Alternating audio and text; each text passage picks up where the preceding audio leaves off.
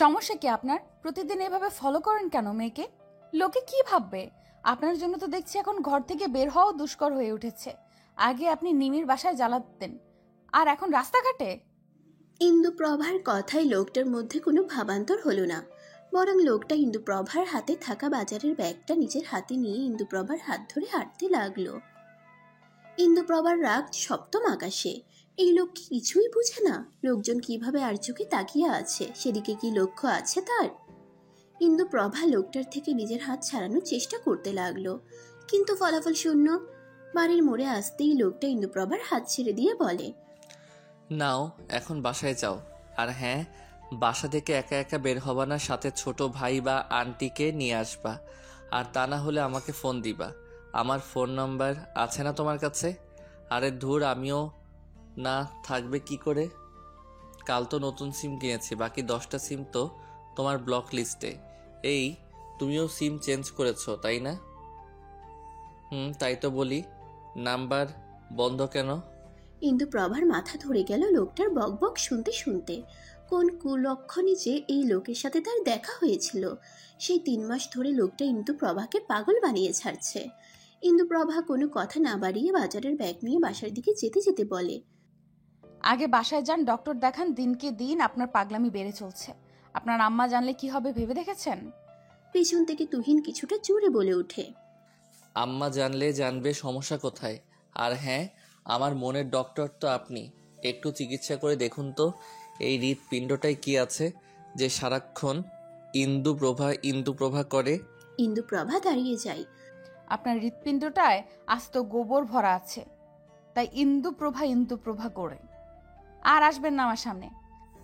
বারবার আপনার সামনে আসবো, আপনার বাসার সামনে এসে দাঁড়ায় থাকবো, আপনি পারলে আটকান। তুহিনের এমন গা ছাড়া কথা দেখে ইন্দুপ্রভার রাগ হলো। আপনার আম্মাকে কিন্তু আমি বলে দিব তার ছেলে শহর থেকে ডাক্তারি পড়ে গ্রামের মেয়েদের উত্ত্যক্ত করে। তুহিন ভ্রুকুটি করে জিজ্ঞেস করে, আমি আর কাকে উত্ত্যক্ত করছি? এই যে, আমি আপনার বারণ করার পরেও আমার পেছন পেছন রোজ আসেন, বাসার সামনে দাঁড়িয়ে থাকেন। আপনার জন্য যে গ্রামের সবাই আমাদের দিকে আঙুল তুলবে, এটা কি ভেবে দেখেছেন একবারও? তাহলে আমার আম্মাকে তোমাদের বাসায় পাঠাই। আপনার আম্মাকে আমাদের বাসায় পাঠাবেন কেন? কেন আবার বিয়ের দিন তারিখ ঠিক করার জন্য? আমি অবাক হচ্ছি, আপনার মতো পাগলকে ডাক্তার হবার জন্য সার্টিফিকেট কে দিল? আপনি হসপিটালের রোগী রেখে একটা মেয়ের পেছন দিনরাত পড়ে থাকেন, চাকরি চলে যাবে না? তোমায় কে বলল আমি রোগী না দেখে শুধু তোমার পেছনে পড়ে থাকি? রোগী দেখা শেষ করেই তোমায় দেখতে আসি, আবার যখন সময় হয় তখন চলে যাই। এতে কি লাভের লাভ কিছু হচ্ছে? লাভ লোকসানের কথা এত ভাবলে হয় না, কখনো কখনো ক্ষতি করেও লাভ পাওয়া যায়। লাভ মিন্স লাভ। ক্ষতিই হবে শুধু, লাভ কখনোই হবে না। ইন্দুপ্রভা থেকে পজিটিভ সাড়া কখনোই পাবেন না। তাই বলছি, অযথা আমার পেছন ঘোরা বাদ দিন। আমি কার পেছন ঘুরবো কি ঘুরবো না সেটা কি তোমার থেকে শুনে করতে হবে? পুচকি একটা মেয়ে, তার আবার এত কঠিন মন। পুচকিদের থাকে নরম সফট একটা মন। যাও, বাসায় যাও। ইন্দুপ্রভা তপ্ত শ্বাস ফেলে বাসায় চলে আসে। তুহিন যতক্ষণ ইন্দুপ্রভাকে দেখা যায় ততক্ষণ তাকিয়ে থাকে। ইন্দুপ্রভা চোখের আড়াল হতেই তুহিন চলে আসে। ইন্দুপ্রভা বাসায় আসতেই তার মা মনোয়ারা বেগম মেয়ের হাত থেকে বাজারের ব্যাগটা হাতে নিয়ে বলে, এত দেরি হলো কেন রে ইন্দু? পাড়ার মোড়ে ছেলেগুলো কি আজকেও উত্ত্যক্ত করেছিল? ইন্দুপ্রভা বারান্দায় থাকা বেঞ্চে বসে উনা দিয়ে শরীরের ঘাম মুছতে মুছতে বলে, না না মা, এখন আর ছেলেগুলো উত্ত্যক্ত করে না, ভালো হয়ে গেছে। মনোয়ারা বেগম মেয়ের মাথায় হাত বুলিয়ে বলে, খুব কষ্ট হয় তোর, তাই না ইন্দু, এই সংসার চালাতে? আজ তোর বাবা বেঁচে থাকলে এত কষ্ট আমাদের করতে হতো না। ইন্দুপ্রভার মাথা থেকে মায়ের হাত সরিয়ে হাতের উল্টো পিঠে চুমু খেয়ে বলে, না মা, কোনো কষ্ট হয় না। মুখে যতই বলিস কষ্ট হয় না, আমি তো জানি, আমি তো মা, তোর মনের কষ্টটা তো বুঝি। সারাদিন স্কুলে ক্লাস করিয়ে আবার টিউশনি করানো, নিজের জন্য তো সময়ই নেই তোর। সময় নেই কে বলেছে? এই যখন সারাটা রাত তোমায় জড়িয়ে ধরে ঘুমাবো, এইটাই তো সারাদিনের ক্লান্তি এক নিমেষেই শান্তিতে পরিণত করে দিবে। আচ্ছা ওঠ, যা ফ্রেশ হয়ে আয়, খাবার বাড়ছি, খেতে হবে তো। ইন্দুপ্রভা মাথা নাড়িয়ে গোসলখানায় যায়। গোসল করতে হবে, সারাদিনের ধুলো ময়লা সব উড়ে এসে শরীরে ভিড়েছে। এই স্মৃতি, দাঁড়াও তো, তোমার কাছে ইন্দুর নাম্বার আছে, দাও তো আমায়। হসপিটালে যাওয়ার পথে হঠাৎ রাস্তায় ইন্দুর ফ্রেন্ড স্মৃতিকে দেখে কথাটা বলে ওঠে তুহিন। স্মৃতি তুহিনকে দেখে স্মিত হেসে বলে, আসলে ভাইয়া, ইন্দুর নাম্বারটা আমার কাছে নেই। তুহিন দুহাত বুকে গুজে শটান হয়ে দাঁড়িয়ে বলে, দেখো স্মৃতি, মিথ্যা বলো না, জানো না মিথ্যা বলা মহাপাপ। তোমার মতো এত সুইট মেয়ে মিথ্যা বলবে আমি কল্পনা তো ভাবতে পারিনি। ছে, ভাইয়া, ইন্দু আপনাকে তার নাম্বার দিতে না করেছে। যদি জানে আমি আপনার নাম্বার দিয়েছি, তাহলে আমার সাথে ফ্রেন্ডশিপ নষ্ট করে দেবে ইন্দু। আরে ছোট প্যাকেট জানবে না, তুমি দিয়ে যাও। ইন্দু বুঝতে পারবে না যে নাম্বার তুমি দিছো। সত্যি তো ভাইয়া? সত্যি। 0179, এটা ইন্দুর নাম্বার। ভাইয়া, ইন্দু যেন খুনা করে ট্রেন না পায়, আমি দিছি। নিশ্চিন্তে বাড়ি যাও, চিল করো, ইন্দু জানবে না। আচ্ছা ভাইয়া, আমি আসি। তুহিন নাম্বারটা ইন্দু প্রভা লিখে ব্ল্যাক ইমোজি দিয়ে সেভ করে। এবার জ্বালাতে পারবে ফোন দিয়ে। আর যদি এই নাম্বার ব্লক করছে, তাহলে সোজা বাসায় গিয়ে ইচ্ছে মতো বকে আসবে হার্টলেস মেয়েটাকে। কি রে, তুই কই? রাত তো অনেক হলো, বাসায় আসবি কখন? হসপিটালে নিজের কেবিনে বসেছিল তুহিন। মায়ের ফোন আসতেই ফোন রিসিভ করে কানে নিতেই কথাটা বলে ওঠে তনয়া বেগম। তুহিন কাঁধের সাথে ফোন চেপে এক হাত দিয়ে ফাইল চেক করতে করতে বলে, মা তুমি খেয়ে ঘুমিয়ে পড়ো, আসতে লেট হবে, আর দরজা লাগিয়ে ঘুমিয়ে পড়ো। আমার কাছে এক্সট্রা চাবি আছে যাওয়ার জন্য। প্রতিদিন রাতে এত লেট করিস কেন বলতো? চিন্তা হয় বাপ, বিয়েটি করে নে, আর এই চিন্তা থেকে মুক্তি দে আমায়। আশ্চর্য মা, আমি এখনো ছোট, বিয়ের বয়স হয়নি, আর তুমি বিয়ের কথা বলছো? এটা কোনো কথার কথা বললা তুমি? মারবো এক চর। বিয়ের বয়স হয়নি বলে ছেলের। এই শোন, তোর যেই বয়স তখন তোর বাপ এক বাচ্চার বাপ ছিল। হয়েছে মা, রাখো, আমার কাজ আছে, তুমি খেয়ে ঘুমাই পড়ো। কথাটা বলে তুহিন ফোন কেটে দেয়। ফোনের স্ক্রিনে মায়ের নাম্বারের নিচে ইন্দুর নাম্বার দেখে কোনো কিছু না ভেবে ফোন দিয়ে ফেলে। ইন্দু প্রভা ব্যালকনির রেলিংয়ে দু হাত ভর দিয়ে রাতের আকাশে জল করতে থাকা তারাগুলোর দিকে তাকিয়ে আছে। জীবনের হিসাব মিলছে না তার। জীবন তাকে কোথায় থেকে কোথায় নিয়ে আসলো 2 বছরের মাথায়। যেই মেয়ে কষ্ট কি সেই জিনিসটাই বুঝতো না, আর সেই মেয়ে আজ পুরো সংসারের বোঝা মাথায় নিয়ে চলে।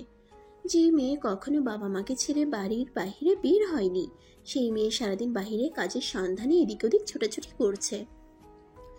আজ খুব বাবার কথা মনে পড়ছে। বাবা নামক ছায়াটা মাথার উপর না থাকলে বোঝা যায় জীবন কত কঠিন।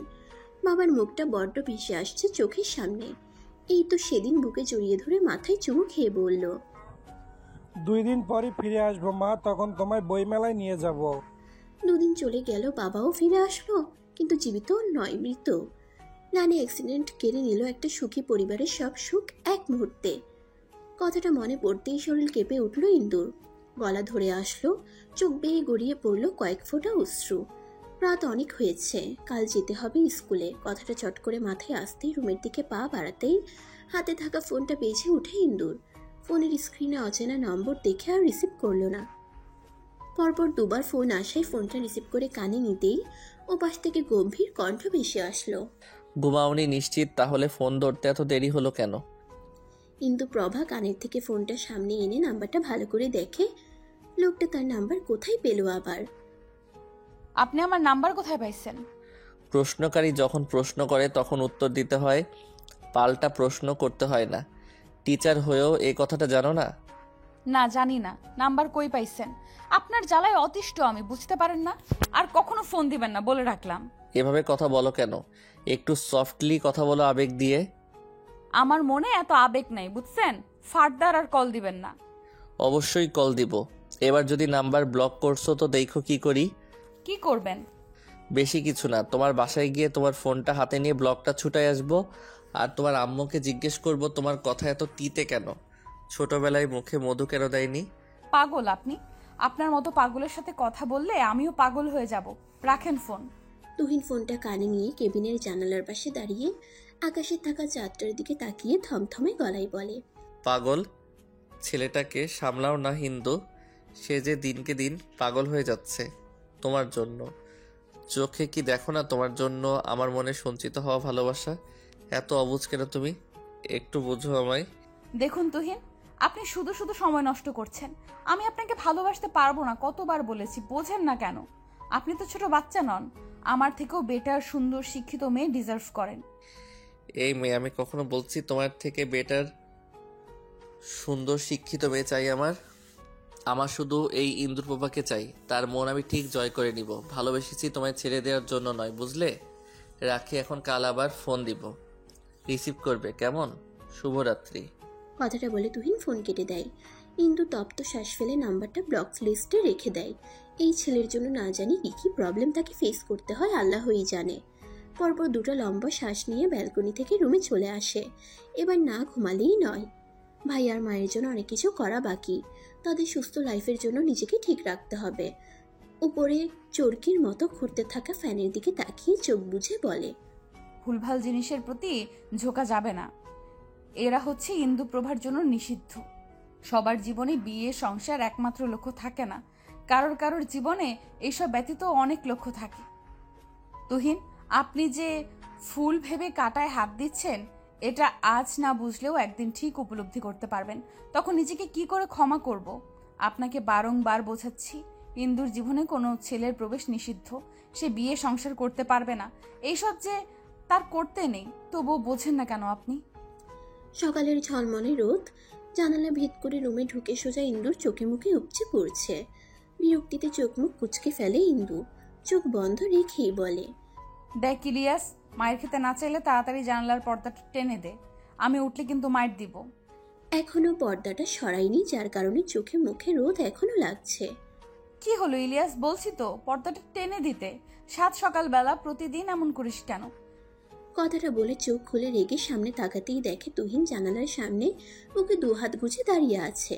তুহিনকে এই মুহূর্তে তার রুমে দেখে যেন ইন্দু ভূত দেখার মতো চমকে উঠল। চোখ দুটো ভালো মতো কষলে আবার সামনে তাকায়। সত্যিই তুহিন এটা। সহসা বিছানা থেকে নামলো ইন্দু, তুহিনের সামনে দাঁড়িয়ে বলে, এই, আপনি আমার বাসায় আসছেন কেন? তুহিনের সোজা সাপটা কথা। ফোন কোথায় তোমার? আমার ফোন যেখানে খুশি সেখানে থাকুক। আপনি আমার বাসায় এসেছেন কেন? তার উপর আমার বেডরুমে। ম্যানার্স শেখেননি? মা, এই ছেলে আমার রুমে আসলো কি করে? বাসায় ঢুকতে দিছো কেন অপরিচিত ছেলেকে? মেয়ের ডাক শুনে হুড়মুড়িয়ে রুমে ঢুকে মনোয়ারা বেগম। মনোয়ারা বেগমকে দেখে তুহিন বলে, দেখছেন আন্টি, বলেছিলাম ইন্দু আমার সাথে রুট ব্যবহার করবে, দেখলেন তো, তাই করলো। এখন আবার বলছে আমি নাকি অপরিচিত। আন্টি, আমি কি অপরিচিত আপনিই বলেন? মনোয়ারা মেয়ের দিকে তাকিয়ে বলে, এমন ব্যবহার করিস কেন ইন্দু তুহিনের সাথে? ছেলেটার নাম্বার তুই ব্লক লিস্টে রেখে দিয়েছিস কেন? সেই জন্য ছেলেটা সেই ভোরবেলা থেকেই বাসার সামনে দাঁড়িয়ে আছে। কিন্তু অবাক হয়ে তুহিনের দিকে তাকিয়ে বলে, আপনার কি মাথা খারাপ? এমন করতেছেন কেন? কি চান আপনি বলেন তো? আপাতত চাইছি তুমি আমার নাম্বারটা ব্লক লিস্ট থেকে আনব্লক করো। আর আন্টির সামনে কথা দাও, আমার নাম্বার আর জীবনেও ব্লক করবা না। আন্টি জানেন আপনার মেয়ের জন্য আমাকে কতগুলো সিম কিনতে হয়েছে? 10-10টা। আমার কার্ড দিয়ে সিম আর তোলা যাবে না, সেজন্য মায়ের কার্ড দিয়ে তুলছি। এখন যদি এগুলো ব্লক করে তাহলে আমি সিম কোথায় পাবো? তখন কিন্তু আন্টি আমি আপনার কাছে আসবো বলে রাখলাম। এই, আপনি থামবেন? ইন্দু, নাম্বারটা আনব্লক কর। ইন্দু অবাক হয়ে বলে, মা, তুমি বলছো এই কথা? আনব্লক কর। এই যে ছেলে, শোনো, তোমায় বলছি, আমার মেয়ে আর তোমার নাম্বার ব্লক করবে না। এবার নিশ্চিন্তে থাকতে পারো। ধন্যবাদ আন্টি। আপনার মেয়ের মুখে একটু মধু দিয়েন। সব সময় তেতো কথা বের হয় আপনার মেয়ের মুখ দিয়ে। সে অভ্যাসটা একটু বদলিয়ে ফেলতে বললেন। এই যে ইন্দু আন্টি কিন্তু বলে দিচ্ছে নাম্বার ব্লক না করতে, মনে যেন থাকে। আসি আন্টি, পরে আসবো আবার। কথাটা বলে তুহিন চলে যায়। ইন্দু তার মায়ের সামনে এসে বলে, এটা কি করলাম তুমি? আমি বিভিন্ন উপায়ে ছেলেটার থেকে নিজের পিছু ছোটানোর চেষ্টা করছি, আর তুমি আরো সুযোগ করে দিলে। 3 মাস ধরে তো চেষ্টা করলি, পিছে ছোটাতে পারলি? তাই বৃথা চেষ্টা করে কী লাভ আছে বল? ছেলেটা তো ভালোবাসে তোকে, ভালোবাসা তো অন্যায় নয়। প্রায় দেখি ছেলেটা বাসার সামনে দাঁড়িয়ে থাকে। ভালোবেসে দেখ, ছেলেটা তো মন্দ নয়। মা, তুমি এসব বলছো? আর কেউ না জানুক, তুমি তো জানো এসব ভালোবাসার সংসার ইন্দুর জন্য নয়। এইসব নিয়ে অন্যকে মিথ্যা স্বপ্ন দেখানোর মানে নিজের সাথে সাথে অন্য একটা মানুষকে ঠকানো। আমি পারবো না এটা। প্লিজ মা, তুমি এটা করতে বলো না আমায়। সবটা তুহিনকে খুলে বল। সত্যিকারের অর্থে ভালোবাসলে তুহিন তোর সব জেনেই তোকে ভালোবাসবে। দুর্বল জায়গায় মানুষকে দেখাতে নেই মা, তাহলে তারা আরো বেশি করে সেখানে আঘাত করে। আমার স্কুলের সময় হয়ে এসেছে। খাবার দাও, আমি ফ্রেশ হয়ে আসছি। কথাটা বলে ইন্দু চলে যায় ওয়াশরুমে। মনোয়ারা বেগম অসহায় হয়ে মেয়ের যাওয়ার পানি চেয়ে থাকে। মেয়ে তার বাস্তবতা দেখতে দেখতে এখন সবকিছুতেই বাস্তবতা খুঁজে। একটা মেয়ের পেছনে আর কত ঘুরবি তুই? এখন যা শুরু করেছিস সেটাকে তো ছ্যাঁচড়ামি বলে তুহিন। মেয়েটা তোকে ভালোবাসবে না বুঝিস না কেন? হসপিটালে নিজের কেবিনে বসেছিল তুহিন। হঠাৎ এমন কথা শুনে সামনে তাকিয়ে দেখে তার ফ্রেন্ড নীলা। ব্রুকুচকে বলে, নক করে আসতে হয় জানিস না? নীলা তুহিনের সামনে গিয়ে বলে, না জানি না, তুই যা শুরু করেছিস এবার অন্তত থাম। কি শুরু করছি? 3 মাস ধরে একটা মেয়ের পেছনে পড়ে আছিস, এবার মেয়েটাকে রেহাই দে। ও ছাড়া কি আর মেয়ে নেই দুনিয়ায়? ওকেই পছন্দ করতে হলো তোর? আমি কাকে পছন্দ করব না করব সেটা তোর দেখার বিষয় না, কাজে ফোকাস কর। সেম টু ইউ, কাজে ফোকাস কর, ওই মেয়ের পেছনে না ঘুরে। ওই মেয়ে কি? ওর নাম আছে, নাম ধরে ডাকতে না পারলে ওই মেয়ে ও বলবি না। মাথাটা একদম খেয়ে ফেলেছে ওই মেয়ে, ওই ইন্দুপ্রভা, তাই না? এর জন্য ওই ফ্রেন্ডদেরকেও সময় দিতে পারিস না। সকাল সন্ধ্যা তোর জন্য আমরা ওয়েট করেছিলাম। রেস্টুরেন্টে তুই না এসে কি করলি? ইন্দুর কাছে চলে গেলি। বাহ! আমি আগেই বলেছিলাম যেতে পারবো না। কেন যাবি না? ওর মধ্যে কি এমন আছে যা আমার মধ্যে নেই? নই শব্দে হাসলো তুহিন। এই তো লাইনে এসেছিস। ইন্দুর সাথে কখনো নিজেকে কম্পেয়ার করিস না। ইন্দুকে কারোর সাথে কম্পেয়ার করা যায় না। সে আমার, ইন্দু একান্তই আমার। আর তোকে আগেও বলেছি, তুই জাস্ট ফ্রেন্ড আমার, এর থেকে বেশি আমার কাছে কিছু আশা বা এক্সপেকটেশন রাখিস না। সবুজ তোকে খুব ভালোবাসে, ছেলেটাকে বোঝার চেষ্টা কর। আমিও তো তোকে ভালোবাসি, আমাকে একটু বোঝার চেষ্টা কর। আমি ইন্দুকে ভালোবাসি। আর আমি তোকে। তুই যদি এমন করতে থাকিস, নীলা সত্যি হসপিটালটা ছাড়তে হবে আমার। আমি চাই না তোর সাথে খারাপ ব্যবহার করতে। আশা করি তুই চাইবি না আমি হসপিটালটা ছেড়ে চলে যাই। কথাটা বলে তুহিন কেবিন থেকে বেরিয়ে যায়। একটা অপারেশন আছে, অপারেশনটা তার হাতেই হবে, সেজন্য প্রিপেয়ার্ড হতে হবে। নীলা তুহিনের যাওয়ার পানে তাকিয়ে থাকে।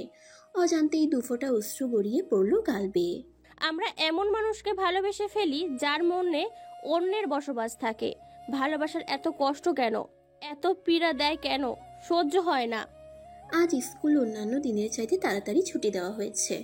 কাল এক্সাম সিট ফেলবাবে, সেজন্য ইন্দু স্কুল থেকে বেরিয়ে সোজা নিমির বাসায় চলে যায়। নিমি এবার ক্লাস 5-এ পড়ে।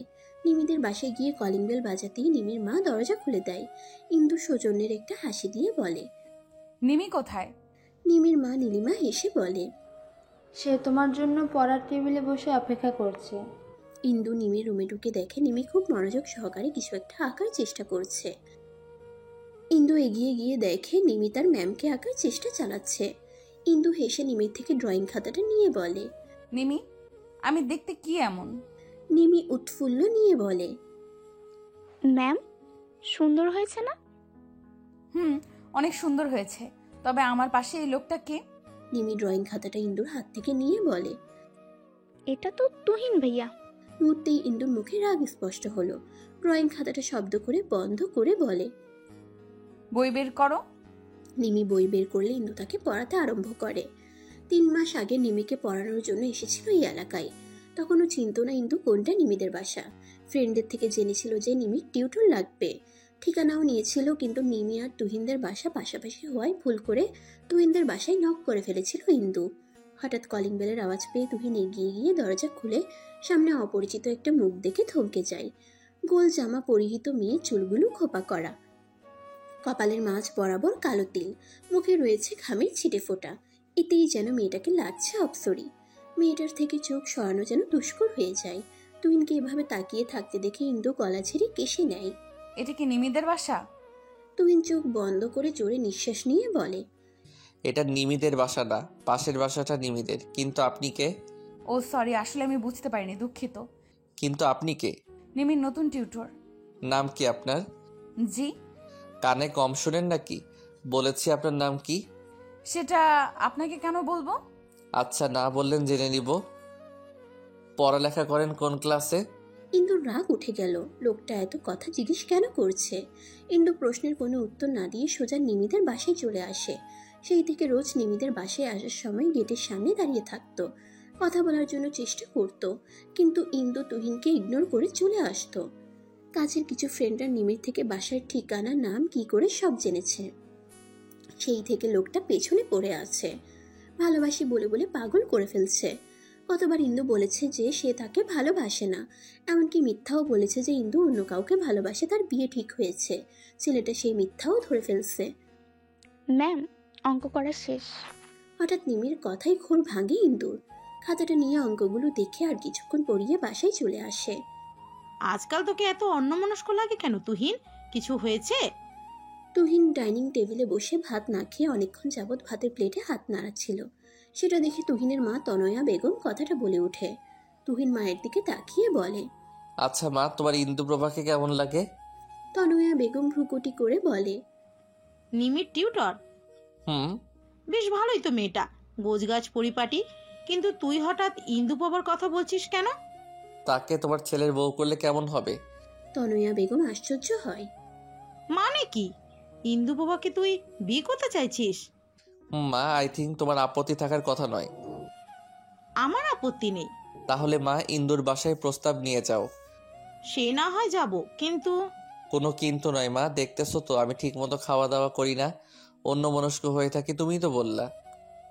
দেখো, চোখের নিচে মেয়েদের মতো ডার্ক সার্কেল হয়ে গেছে। তুমি তো সেদিন বললা বিয়ে দিবা, তাহলে? আচ্ছা বাপ, আমি কালই যাব ইন্দুর বাসায়। শুধু গেলেই হবে না মা, ইন্দুকে রাজিও করাতে হবে তোমার। সে কি? আমি কেন রাজি করাবো? ইন্দু আমায় বিয়ে করতে রাজি না মা, তুমি তাকে বোঝাবা, রাজি করাবা। আমি কিন্তু ইন্দুকে না পেলে দেবদাস হয়ে যাব মা, তখন কিন্তু কেঁদে কেটেও আমায় রোমিও বানানো যাবে না। আচ্ছা আমি দেখছি, তুই আগে খেয়ে নে। আসসালামু আলাইকুম ভাবি, আমি তুহিনের মা। চিনেন তো তুহিনকে? মনোয়ারা বেগম সালামের জবাব দিয়ে সৌজন্যমূলক হাসি উপহার দিয়ে দরজা ছেড়ে সরে দাঁড়ায় তুহিনের মাকে ভেতরে ঢুকতে দেওয়ার জন্য।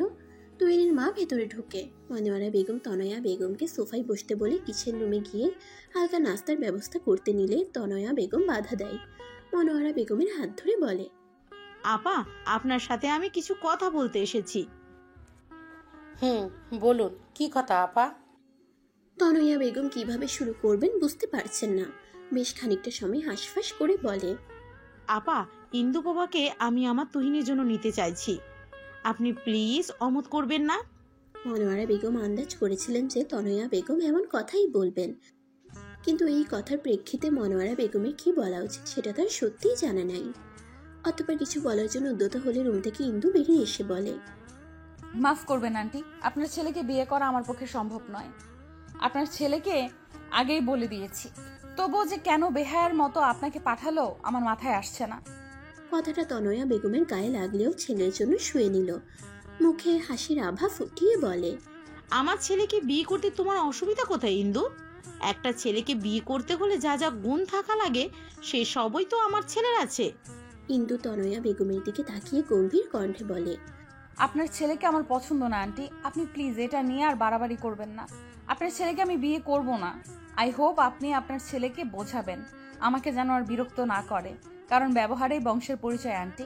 আশা করি বুঝতে পারছেন কি মিন করছি। তনয়া বেগম তবদা খেয়ে যায়। আমার ছেলেকে কেন পছন্দ না তার একটা রিজন দাও ইন্দু। যদি যুক্তিসঙ্গত হয় তাহলে আমি তোমায় কথা দিচ্ছি আর কখনো আমার ছেলে তোমার সম্মুখে আসবে না। ইন্দু ভরকে যায়। কি রিজন দিবে? তুহিন যথেষ্ট ভালো ছেলে, তাকে অপছন্দ করার রিজন নাই বলতে গেলে। ইন্দুকে চুপ থাকতে দেখে তনয়া বেগম ফের বলে ওঠে, কি হলো, চুপ হয়ে গেলে যে? রিজন দাও। ইন্দু তার মায়ের দিকে একবার তাকিয়ে ফের তনয়া বেগমের দিকে তাকিয়ে বলে, আন্টি রিজন নেই আমার কাছে, এটা সত্যি, কিন্তু ফোর্স করে তো আর সংসার বিয়ে হয় না। আমি মন থেকে আপনার ছেলেকে বিয়ে করতে চাইছি না। আপনি তো চাইবেন না আপনার ছেলের বৈবাহিক জীবনে অসুখী থাকুক। আপনি অন্য কোনো মেয়ে দেখুন আপনার ছেলের জন্য। আমি পারবো না আপনার ছেলেকে বিয়ে করতে। কথাটা বলে ইন্দু নিজের ঘরে চলে আসে। তনয়া বেগম মনোয়ারা বেগমের দিকে তাকাতেই মনোয়ারা বেগম বলে ওঠে, আপা, তুহিনকে আমার মেয়ের জামা হিসেবে ভালোই লাগে, কিন্তু ভালো শুধু আমার লাগলে তো চলবে না, সংসার তো করবে আমার মেয়ে। সে যদি এখন বিয়ে করতে না চায় তাহলে আমি তো জোর করতে পারি না। আপনার কথায় সম্মত পোষণ করছি আমি আপা, কিন্তু আমার ছেলেটা তার বাবা মারা যাওয়ার এতগুলো বছর পর মুখ ফুটে এই প্রথম কিছু চেয়েছে আমার কাছে। আমি আশ্বস্তও করেছি ইন্দুকে রাজি করাবো, কিন্তু আপনার মেয়ে তো রাজি হচ্ছে না। আপা সময় দিন আরও দুজনকে, আমি চেষ্টা করব ইন্দুকে রাজি করানোর। আপা, একটু দেখবেন এই ব্যাপারটা। আজ আসি। কথাটা বলে তনয়া বেগম উঠে চলে যায়। মনোয়ারা বেগম ইন্দুর ঘরে গিয়ে দেখে ইন্দু ব্যালকনিতে বসে আছে। মনোয়ারা বেগম এগিয়ে গিয়ে ইন্দুর কাঁধে হাত রাখতেই ইন্দু তড়িঘড়ি করে বাঁ হাত দিয়ে চোখের কোণে লেগে থাকা অশ্রু মুছে ফেলে। মনোয়ারা বেগম ইন্দুকে নিজের দিকে ঘুরিয়ে বলে, আর কত অশ্রু লোকানোর চেষ্টা করবি? ভালোবেসে ফেলেছিস ছেলেটাকে, স্বীকার করে নিচ্ছিস না কেন? ইন্দু মনোয়ারা বেগমের থেকে নিজেকে ছাড়াতে ছাড়াতে বলে, আমি কেন অশ্রু লুকানোর চেষ্টা করব? আর ওই ছেলেকে আমি ভালোবাসি। নাইস জোকস মা। মনোয়ারা বেগম স্মিত হাসে, মেয়ের মুখের দিকে তাকিয়ে বলে, মাকে মিথ্যা বলাও শিখে গেছিস? আমি তোর মা হই, তুই না। জন্ম আমি তোকে দিয়েছি, তুই না। কোনটা সত্যি বলছিস আর কোনটা মিথ্যে সেটা আমি খুব ভালো করেই টের পাই। ভালোবাসা অপরাধ না ইন্দু। ছেলেটা তোকে ভালোবেসে বিধায় তার মায়েরকে আজ বিয়ের প্রস্তাব দিয়ে পাঠিয়েছে। ইন্দু তাচ্ছিল্যের সুরে বলে, সত্যিটা জানলে মা কখনো আর তার মাকে পাঠাতো না। ভালোবাসা তখন জানলা দিয়ে পালাতো। সবাই এক নাই ইন্দু, তুহিনকে বলে দেখ বিষয়টা। ইন্দু কাটকাট গলায় বলে, কোনো দরকার নেই মা। তাহলে কি এভাবেই চলতে থাকবে জীবন? যেভাবে চলছে চলুক না মা। যখন জীবনের মোড় আসবে তখন আপনা আপনি জীবন থেমে যাবে। মনোয়ারা বেগম ইন্দুর দুগাল ধরে বলে, এভাবে জীবন চলে না মা। মেয়ে হয়ে জন্মিয়েছ, বিয়ে করতেই হবে, আজ না হোক কাল। ইন্দু তার গাল ধরে রাখা মায়ের হাত দুটোর উপর হাত দিয়ে ছলছল চোখে বলে, যে মেয়ে না তার আবার কিসের সংসার, কিসের বিয়ে মা? ভুলে গেছো আমি একটা। পুরো কথাটা আর শেষ করতে দেয় না মনোয়ারা বেগম। মেয়েকে বুকে চেপে ধরে। ইন্দু মায়ের বুকে ঠাই পেয়ে ফুপিয়ে কেঁদে ওঠে। মেয়েকে কি বলে সান্ত্বনা দিবে তার জানা নেই। একটা মূলকে আঁকড়ে ধরে আছে। মেয়ের মাথায় হাত বুলিয়ে বলে, তুই ওটা নোস ইন্দু, কতবার বলবো? তোর সব কিছুই তো আর সব মেয়েদের মতো, তাহলে কেন বারবার নিজেকে এটা বলিস? ইন্দু মায়ের বুক থেকে মাথা সরিয়ে স্মিত হেসে বলে, আমাকে সান্ত্বনা দিচ্ছ মা? সংসার করো আর সান্ত্বনা নিতে ইচ্ছে করে না? বিশ্বাস করো আর সান্ত্বনা নিতে ইচ্ছে করে না? আমি যদি সত্যি মেনে নিতে পারি, তুমি কেন মেনে নিচ্ছ না? আমার যেসব কন্ডিশন তাতে ওটার সাথে তুলনা করা, আর আমি জেনে শুনে একটা ছেলেকে ঠকাতে পারবো না মা। কথাটা বলে ইন্দু আকাশের পানে চায়। পাশের রুম থেকে হঠাৎ ইলিয়াসের ডাক আসতেই মনোয়ারা বেগম শাড়ির আঁচল দিয়ে চোখের পানি মুছে মেয়ের পানে চেয়ে চলে যায়। ইন্দু ব্যালকনির রেলিং ধরে নিচে বসে পড়ে। দম বন্ধ হয়ে আসছে তার। আর 5টা মেয়ের মতো স্বাভাবিক জীবন দিলে কি এমন ক্ষতি হতো স্রষ্টার? যতই নিজেকে শক্ত করে করতে চাই, ততবারই তুহিন নামক ঝড় এসে তাকে নড়বড়ে করে দিয়ে যায়। লোকটার ভালোবাসা স্বীকার করার ক্ষমতা তার নেই। আর লোকটাকে সত্যি বলে দিলে লোকটা নিশ্চয়ই ঘৃণা করবে, আর সবার মতো। কথাগুলো ভেবে ইন্দু নীরবে অশ্রু বিসর্জন দেয়। না জানি আর কত কি সহ্য করতে হবে। মা ইন্দুকে নিশ্চয়ই রাজি করিয়ে ফেলছো, তাই না? তুহিন পরনের এপ্রনটা খুলে মায়ের পাশে সোফায় বসতে বসতে উৎফুল্ল নিয়ে কথাটা বলে। তনোয়ারা বেগম সোফা থেকে উঠতে উঠতে বলে, রাজি হয়নি ইন্দুপবা, সে বিয়ে করবে না তোকে। মুহূর্তেই চোখ মুখে আধার নেমে আসে তুহিনের। মেয়েটা এমন কেন? মুখে তবুও হাসি এনে তুহিন বলে, আমি বলেছিলাম না মা, ইন্দু রাজি হবে না, রাজি করাতে হবে। তনয়া বেগম ঘুরে ছেলের পানি চেয়ে নির্বিকারে বলে, জোর করে রাজি করানো যায় না তুহিন। ইন্দু ডিরেক্টলি বলে দিচ্ছে যে তোকে ভালোবাসে না, আর বিয়ে তো দূরে থাক। কিন্তু মা, আমি তো ইন্দুকে ভালোবাসি। আমার ভালোবাসার কি মূল্য নেই? তনয়া বেগম ছেলের কাঁধে হাত রেখে বলে, একতরফা ভালোবাসার মূল্য নেই তুহিন। তুই ভালোবাসলেও ইন্দু ভালোবাসে না। ভালোবাসা না থাকলে তো আর সংসার হয় না। তুহিন সোফা থেকে উঠতে উঠতে কাটকাট গলায় বলে, দেখো মা, আমি ঠিক ইন্দুর মন জয় করে নিব, তাকে ঠিক রাজি করাবো আমায় ভালোবাসার জন্য। একদিন সে নিজের মুখে বলবে সে আমায় ভালোবাসে, দেখে নিও। আর কোনো মেয়ে নেই পৃথিবীতে? ইন্দুকে কেন ভালোবাসতে হলো? ভালোবাসা কি আর বলে কই আসে মা? আমার শুধু ইন্দুকে চাই, অন্য কাউকে না। কথাটা বলে তুহিন চলে যায় নিজের রুমে। তনয়া বেগম ছেলের যাওয়ার পানে চেয়ে তপ্ত শ্বাস ফেলে। এই মেয়ে, আমার মায়ের কাছে এটা বলেছো কেন যে তুমি আমায় বিয়ে করতে পারবে না? ইন্দু স্কুলে যাচ্ছিল হেঁটে। হঠাৎ এমন কথা কর্ণকুহর হতে থেমে যায়। পেছনে ঘুরে তুহিনের দিকে চেয়ে বলে, যা সত্যি সেটাই বলছি। আপনাকে কেন আমি বিয়ে করতে যাব? I don't like you. Tuhin দুহাত কোমরে দিয়ে ভ্রুকুটি করে বলে।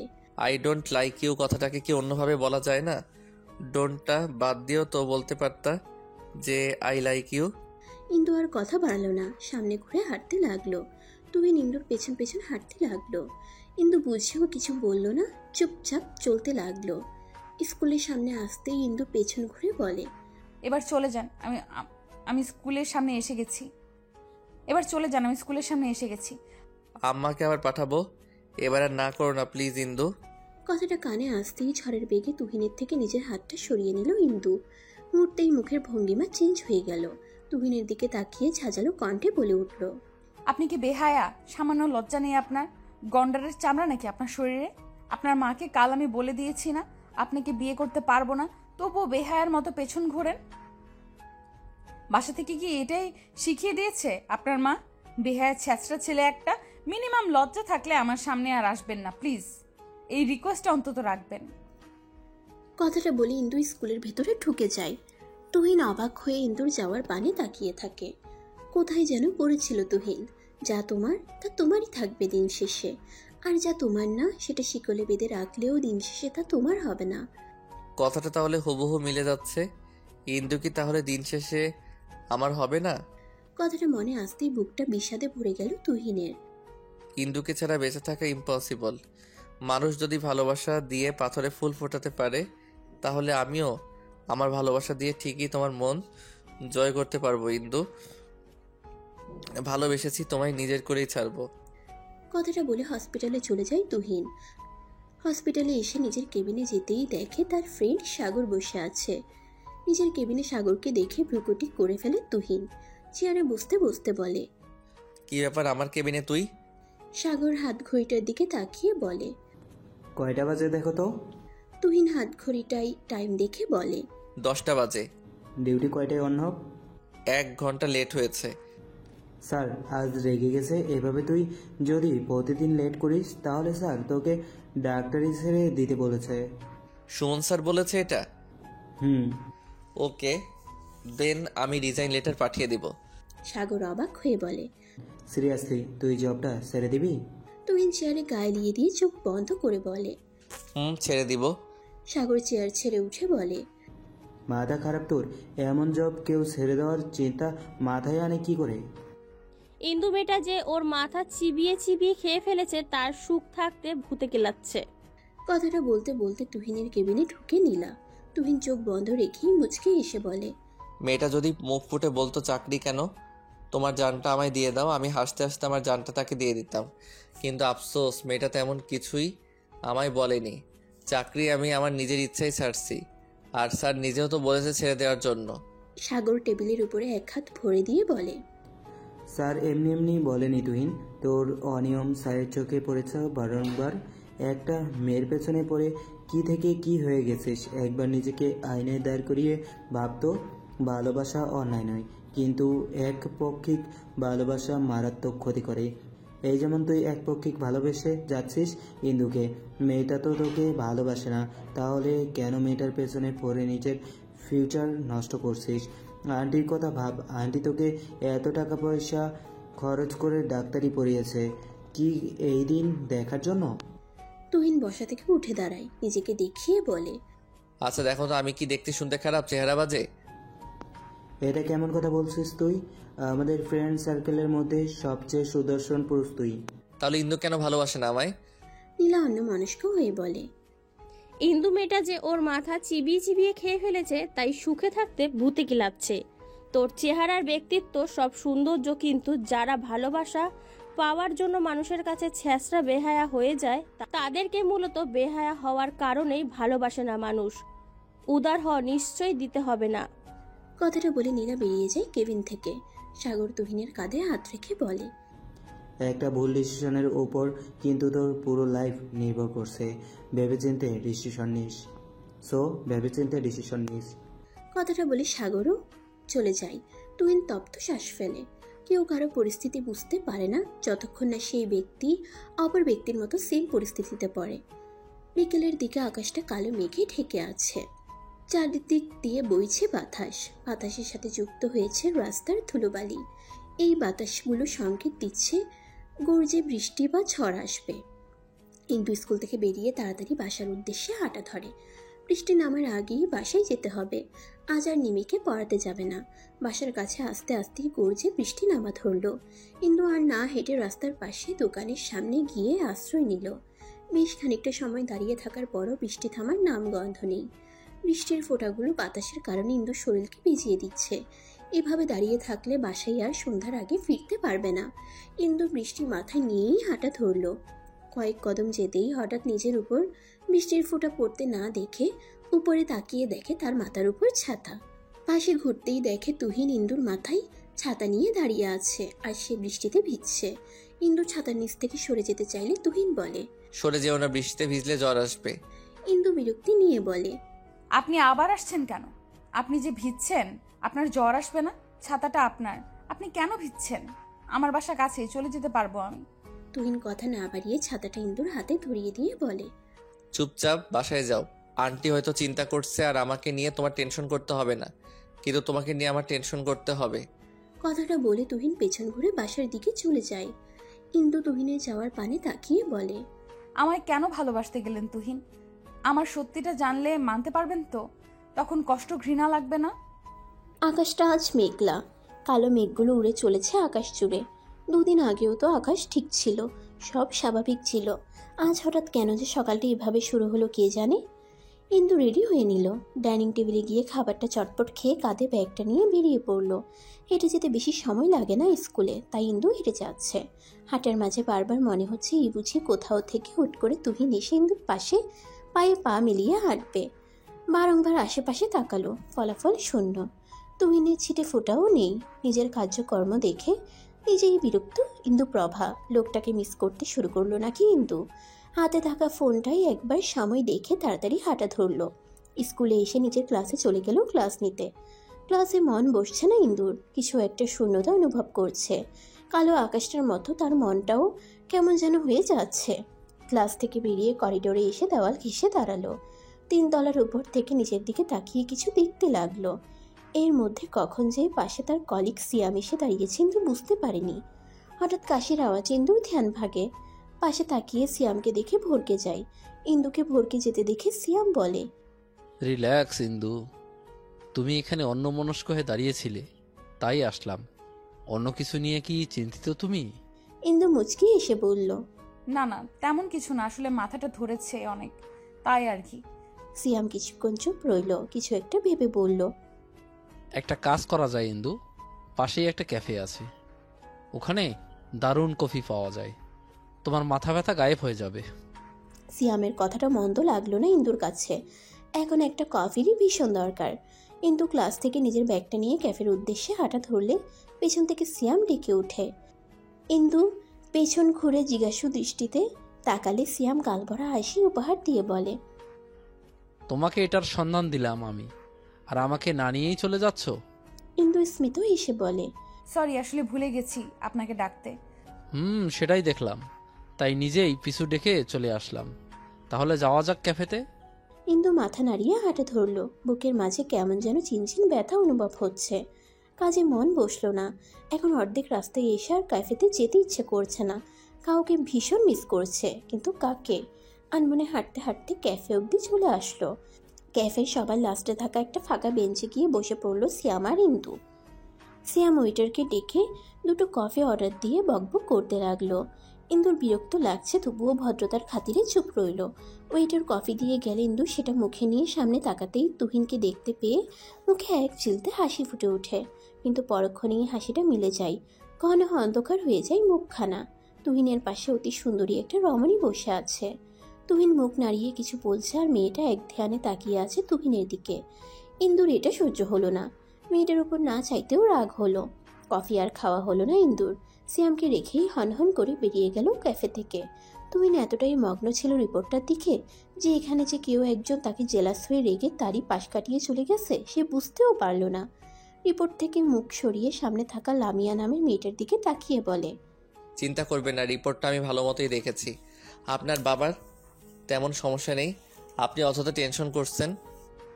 লামিয়া নামের মেয়েটা তুহিনের থেকে রিপোর্টটা নিয়ে সৌজন্যমূলক হাসি উপহার দিয়ে টুকটাক কথা বলে চলে যায়। তুহিন তপ্ত শ্বাস ফেলে। একটা সপ্তাহ ধরে তার উপর দিয়ে কাজের প্রেশার যাচ্ছে অনেক। তার উপর এই মেয়ে বারবার ফোন দিয়ে বাবাকে অযৌক্তিক টেনশন সময় বের করে এসে বুঝিয়ে বলতে হলো শুধু শুধু টেনশন করছো। ইন্দুকে দেখা হয় না 7টা দিন ধরে। মেয়েটা নিশ্চয়ই খুশি হচ্ছে। এদিকে তুহিন যে ইন্দুকে দেখতে না পেয়ে দহনে পড়ছে সেটা যদি মেয়েটা একটু জানতো। ইন্দু আর স্কুলে গেল না। বাসা যাবার পথে একটা খোলা প্রান্ত মাঠ পড়ে। সে উদ্যান মাঠে গিয়ে একটা গাছের তলায় বসলো। ফোন বের করে সময় দেখে নিল। স্মৃতিকে বলেছিল এখানটায় আসতে, মেয়েটা আসছে না দেখে বিরক্ত লাগছে। মিনিট 10 বসে অপেক্ষা করলো। এর মধ্যে স্মৃতিও চলে আসলো। স্মৃতি ইন্দুর পাশে বসে বলে, কি ব্যাপার ম্যাডামের আজ আমার কথা মনে পড়লো যে? ইন্দু দৃষ্টি সামনে রেখেই জবাব দেয়, আচ্ছা স্মৃতি, আমরা মানুষগুলো এমন কেন? স্মৃতি জিজ্ঞাসু দৃষ্টি নিয়ে বলে, কেমন? ইন্দু এবার নড়ে চড়ে বসলো। শুকনো ঠোঁটটা জিহ্বা দিয়ে ভিজিয়ে নিল। পরপর লম্বা শ্বাস নিয়ে বলল, প্লিজ খ্যাপাস না আমায়। আচ্ছা বল। আজ তুহিন নামের ছেলেটার সাথে একটা মেয়েকে দেখে বুকের ভেতরটায় কেমন যেন ব্যথা করলো। স্মৃতি স্মিত হাসলো ইন্দুর কথা শুনে। ইন্দুর পিঠে হাত দেয়।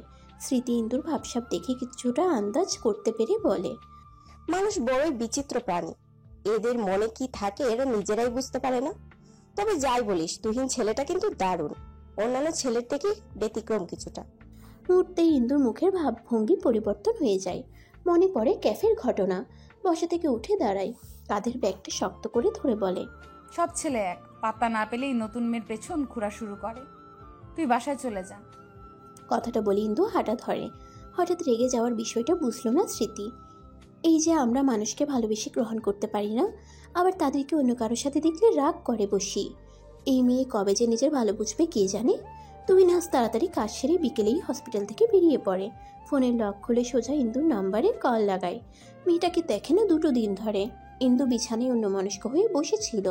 ফোনে রিংটোন বেজে ওঠায় ফোনের স্ক্রিনে নাম্বারটা ভালো মতো না দেখি ফোন রিসিভ করে হ্যালো বলতেই ওপাশ থেকে তুহিন বলে ওঠে, ইন্দু তুমি কি একটু নিচে আসতে পারবা? আমি তোমার বাসার নিচে দাঁড়িয়ে। ইন্দু বিছানা থেকে উঠে হন্তদন্ত হয়ে ব্যালকনিতে আসে। নিচের দিকে তাকিয়ে দেখে তুহিন ফোন কানে নিয়ে তার দিকে তাকিয়ে আছে। আপনি আসছেন কেন আমার বাসার সামনে? বলেছিলাম না না আসতে। তর্ক করার মুড নেই, নিচে আসো, খুব দরকার। আসতে পারবো না। তেরামি করতেছো কেন? নিচে আসো, 2 দিন দেখিনি, পাগল পাগল লাগছে। ইন্দু ভেঙচি কাটলো। পাগল পাগল লাগবে কেন? ক্যাফেতে কি ভালো লাগেনি? সুন্দরী রমণীর সামনে বসে ড্যাব ড্যাব করে তাকিয়েছিল, ভালো লাগেনি? তুহিন ইন্দুর কথার মানে বুঝলো না। ক্যাফের কথা মনে হতেই কালকের কথা মনে পড়লে কাল লামিয়া নামের মেয়েটার সাথে ক্যাফেতে ছিল। তার মানে ইন্দু সেখানে ছিল। আচ্ছা মেয়েটা কি কোনোভাবে জেলাস? কথাটা মনে আসতেই মুখে হাসি ফুটে উঠল। যাক, এবার তাহলে একটা পথ পেয়েছে। হ্যাঁ, মেয়েটা বেশ সুন্দরী ছিল। আচ্ছা, তোমার যেহেতু আসতে সমস্যা, তাহলে লামিয়াকে ডেকে নিয়ে যাচ্ছি। মেয়েটা হেল্প করতে পারবে আমার। তোমার তাহলে আসতে হবে না। কি হেল্প বলেন, করে দিচ্ছি। নিচে না আসলে বলবো কিভাবে? রেডি হয়ে আসবে। আমি রেডি। আচ্ছা নিচে আসো। ইন্দু আচ্ছা বলে ফোন কেটে দেয়। তুহিন হাসে। মেয়েটা আপন করে নেয় না, আবার কারোর সাথে দেখলে মেনেও নিতে পারে না। মেয়েদের জাতীয় স্বভাব বুঝি এটাই। কি হেল্প করা লাগবে বলেন। তুহিন উপর থেকে নিচে অবধি ইন্দুপ্রভাকে পরখ করে নিল। বুকে হাত গুজে বলে, তোমার সাথে সাথে চলে আসলে নট ব্যাড। একটু হলেও মনে জায়গা করে নিতে পেরেছি, তাই তো? ইন্দু বিরক্ত হলো নিজের করা কাণ্ড কারখানা দেখে। লোকটার কথাই এসেও বিপাকে পড়েছে। আচ্ছা আমি তাহলে চলে যাচ্ছি। কথাটা বলে ইন্দু চলে যেতে নিলে তুহিন বলে ওঠে, যেও না ইন্দু, 7টা দিন দেখিনি, একটু দাঁড়াও। তোমায় দেখে চোখের তৃষ্ণা মিটাই। ইন্দু দাঁড়িয়ে গেল। পেছনে ফেরার সাহস হয় না। লোকটাকে সেদিন কত কিছু বলল, তবুও লোকটা আবার এসেছে। নিজেকে শক্ত করলো ইন্দু। পেছন ঘুরে তুহিনের মুখোমুখি দাঁড়িয়ে বলে, আপনি কতটুকু ভালোবাসেন আমায়? তুহিন হাসলো, নির্বিকারে জবাব দিল, ভালোবাসা কি পরিমাপ করা যায় আদৌ? এই যে তুমি কি কখনো মাটি থেকে আকাশের মাঝে যে ব্যবধান, সেটা পরিমাপ করতে পারবে? এটার সাথে ওটার তুলনা কিভাবে হয়? এই যে তুমি প্রশ্ন করছো তোমায় আমি কতটা ভালোবাসি, মাটি থেকে আকাশের মাঝে যেটুকু ব্যবধান, আমি সেইটুকুই ভালোবাসি তোমায়। শোনেন, আমি আপনাকে একটা কথা বলবো। আমার মনে হয় কথাটা শুনলে আপনি আর আমার পেছন ঘুরে সময় নষ্ট করবেন না। তুহিন ভ্রুকুটি করে। কি কথা? কাল ফ্রি আছেন? হ্যাঁ। তাহলে বিকেল 3টায় আমার স্কুলের সামনে দাঁড়িয়ে থাকবেন। আমার ব্যাপারে আপনাকে আমি সব বলবো। এরপর আর জীবনেও আপনি আমার সামনে আসবেন না। তুহিন মুখটা থমথমে করে বলে, তাহলে আর বলার দরকার নেই। দরকার আছে, তাই চাইছি। আপনি চলে আসবেন ঠিক সময়। এখন আসি।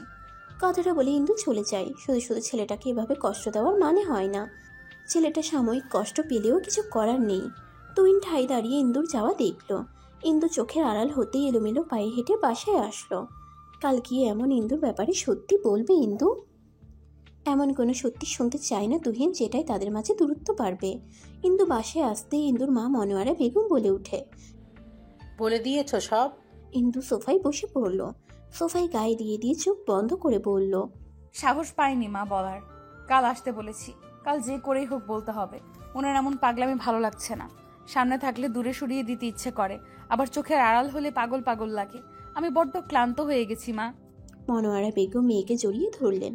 মেয়ে যে তুহিনকে ভালোবেসে ফেলছে এটা বুঝতে অসুবিধা হলো না। সামনে কি অপেক্ষা করছে কেউ জানে না।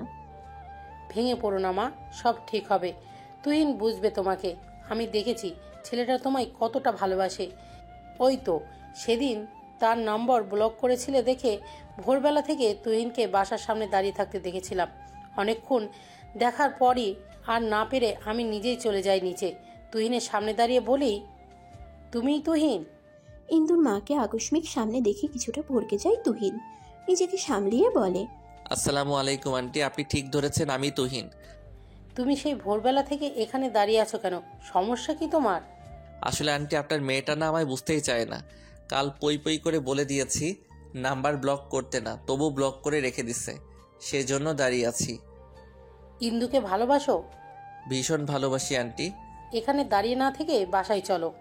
আপনাদের বাসায় আন্টি? হুম। আন্টি কিন্তু রাগ করবে? করলে আমি আছি তো, সামলে নিব। শিওর? হুম। ইন্দু মাথা তুলে তাকাই, মায়ের দিকে তাকিয়ে বলে, মা তুহিন যদি আমায় ঘৃণা করে তখন কি করব আমি? ঘৃণা কেন করবে? আর ঘৃণা করলে বুঝবি তোর মা মিথ্যা ছিল। কেউ কি চাইবে মা সে বাবা মা না হয়ে সারা জীবন পড়ে থাকতে?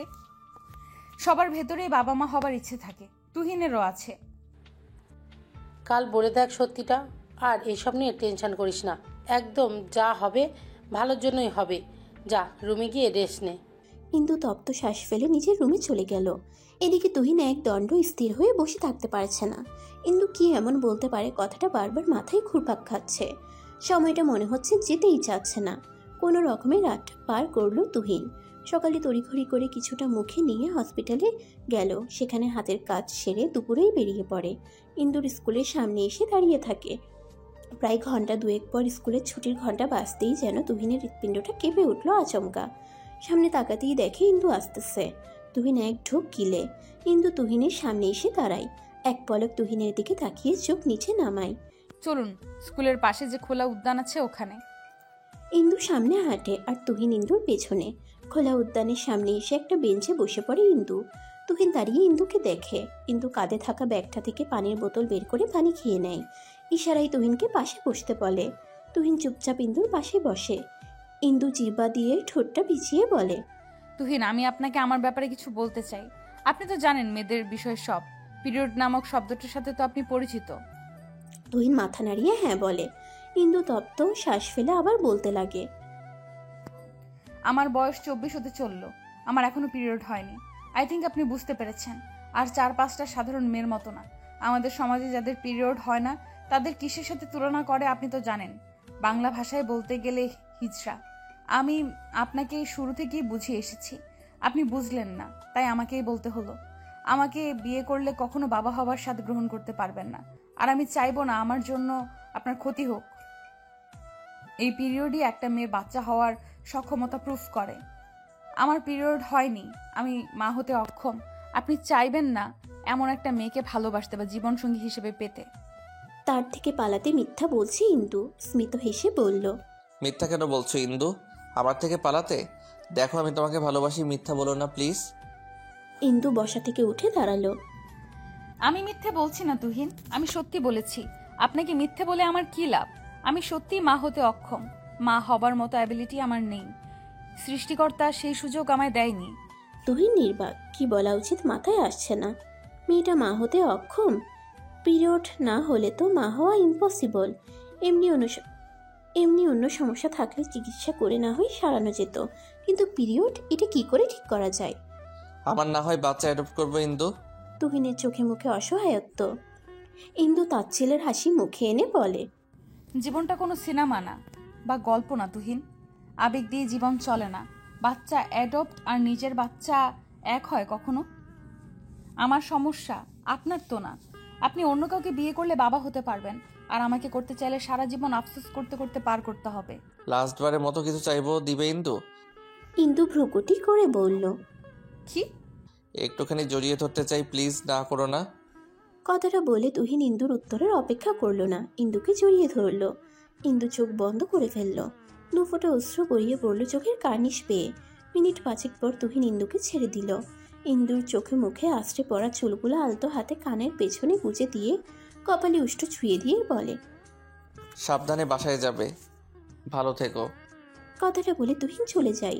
তুহিনের যাওয়ার পানে ইন্দু তাকিয়ে থাকে। নিজের ভাগ্য নিয়ে আজ নিজেরই উপহাস করতে ইচ্ছে করছে। খুব কান্না করতে ইচ্ছে করছে ইন্দুর। চিৎকার করে কান্না করলে হয়তো মনের ভিতরে থাকা কষ্টগুলো একটু বেরিয়ে আসতো, আর 5টা মেয়ের মতো স্বাভাবিক হলেও তো পারতো। তুহিনও বুঝলো না, মা তার মানে ভুল ছিল। তুহিনের ভালোবাসা কর্পূরের মতো উবে গেছে সত্যিটা শোনার পর। কোনো ছেলের পক্ষে তো সম্ভব না এমন মেয়ে বিয়ে করা। তুহিনের দোষ নেই এখানে। কথাগুলো আনমনে ভেবে এলোমেলো পায়ে বাসার পথে হাঁটা ধরল ইন্দু। কয়েকদিন কষ্ট হবে, তারপর সব ভুলে আবার নতুনভাবে বাঁচবে সবাই। চারদিকে আধার নেমে এসেছে। শীতকাল 5টা বাজতে না বাজতেই চারদিকে আধার ঘনিয়ে আসে। মসজিদের মাইক থেকে আজান ভেসে আসছে। খোলা উদ্যান মাঠটায় বসে থাকতে থাকতে কখন যে সন্ধ্যা নেমে এসেছে বুঝতে পারেনি ইন্দু। কাঁধের ব্যাগটা ভালো করে কাঁধে নিয়ে বাড়ির মুখে হাঁটা ধরলো। হাঁটতে গিয়ে বুঝলো তার পা আর চলছে না, ক্রমশ দুর্বল হয়ে পড়ছে। হাঁটার শক্তি পাচ্ছে না। কোনো রকম থেমে থেমে বাসা অবধি চলে হেঁটে আসলো। সদর দরজায় আসতেই দেখে মনোয়ারা বেগম ইন্দুকে দেখা মাত্রই ছুটে চলে আসে। মেয়ের বিধ্বস্ত চেহারা দেখে বুকটা মুচড়ে উঠল।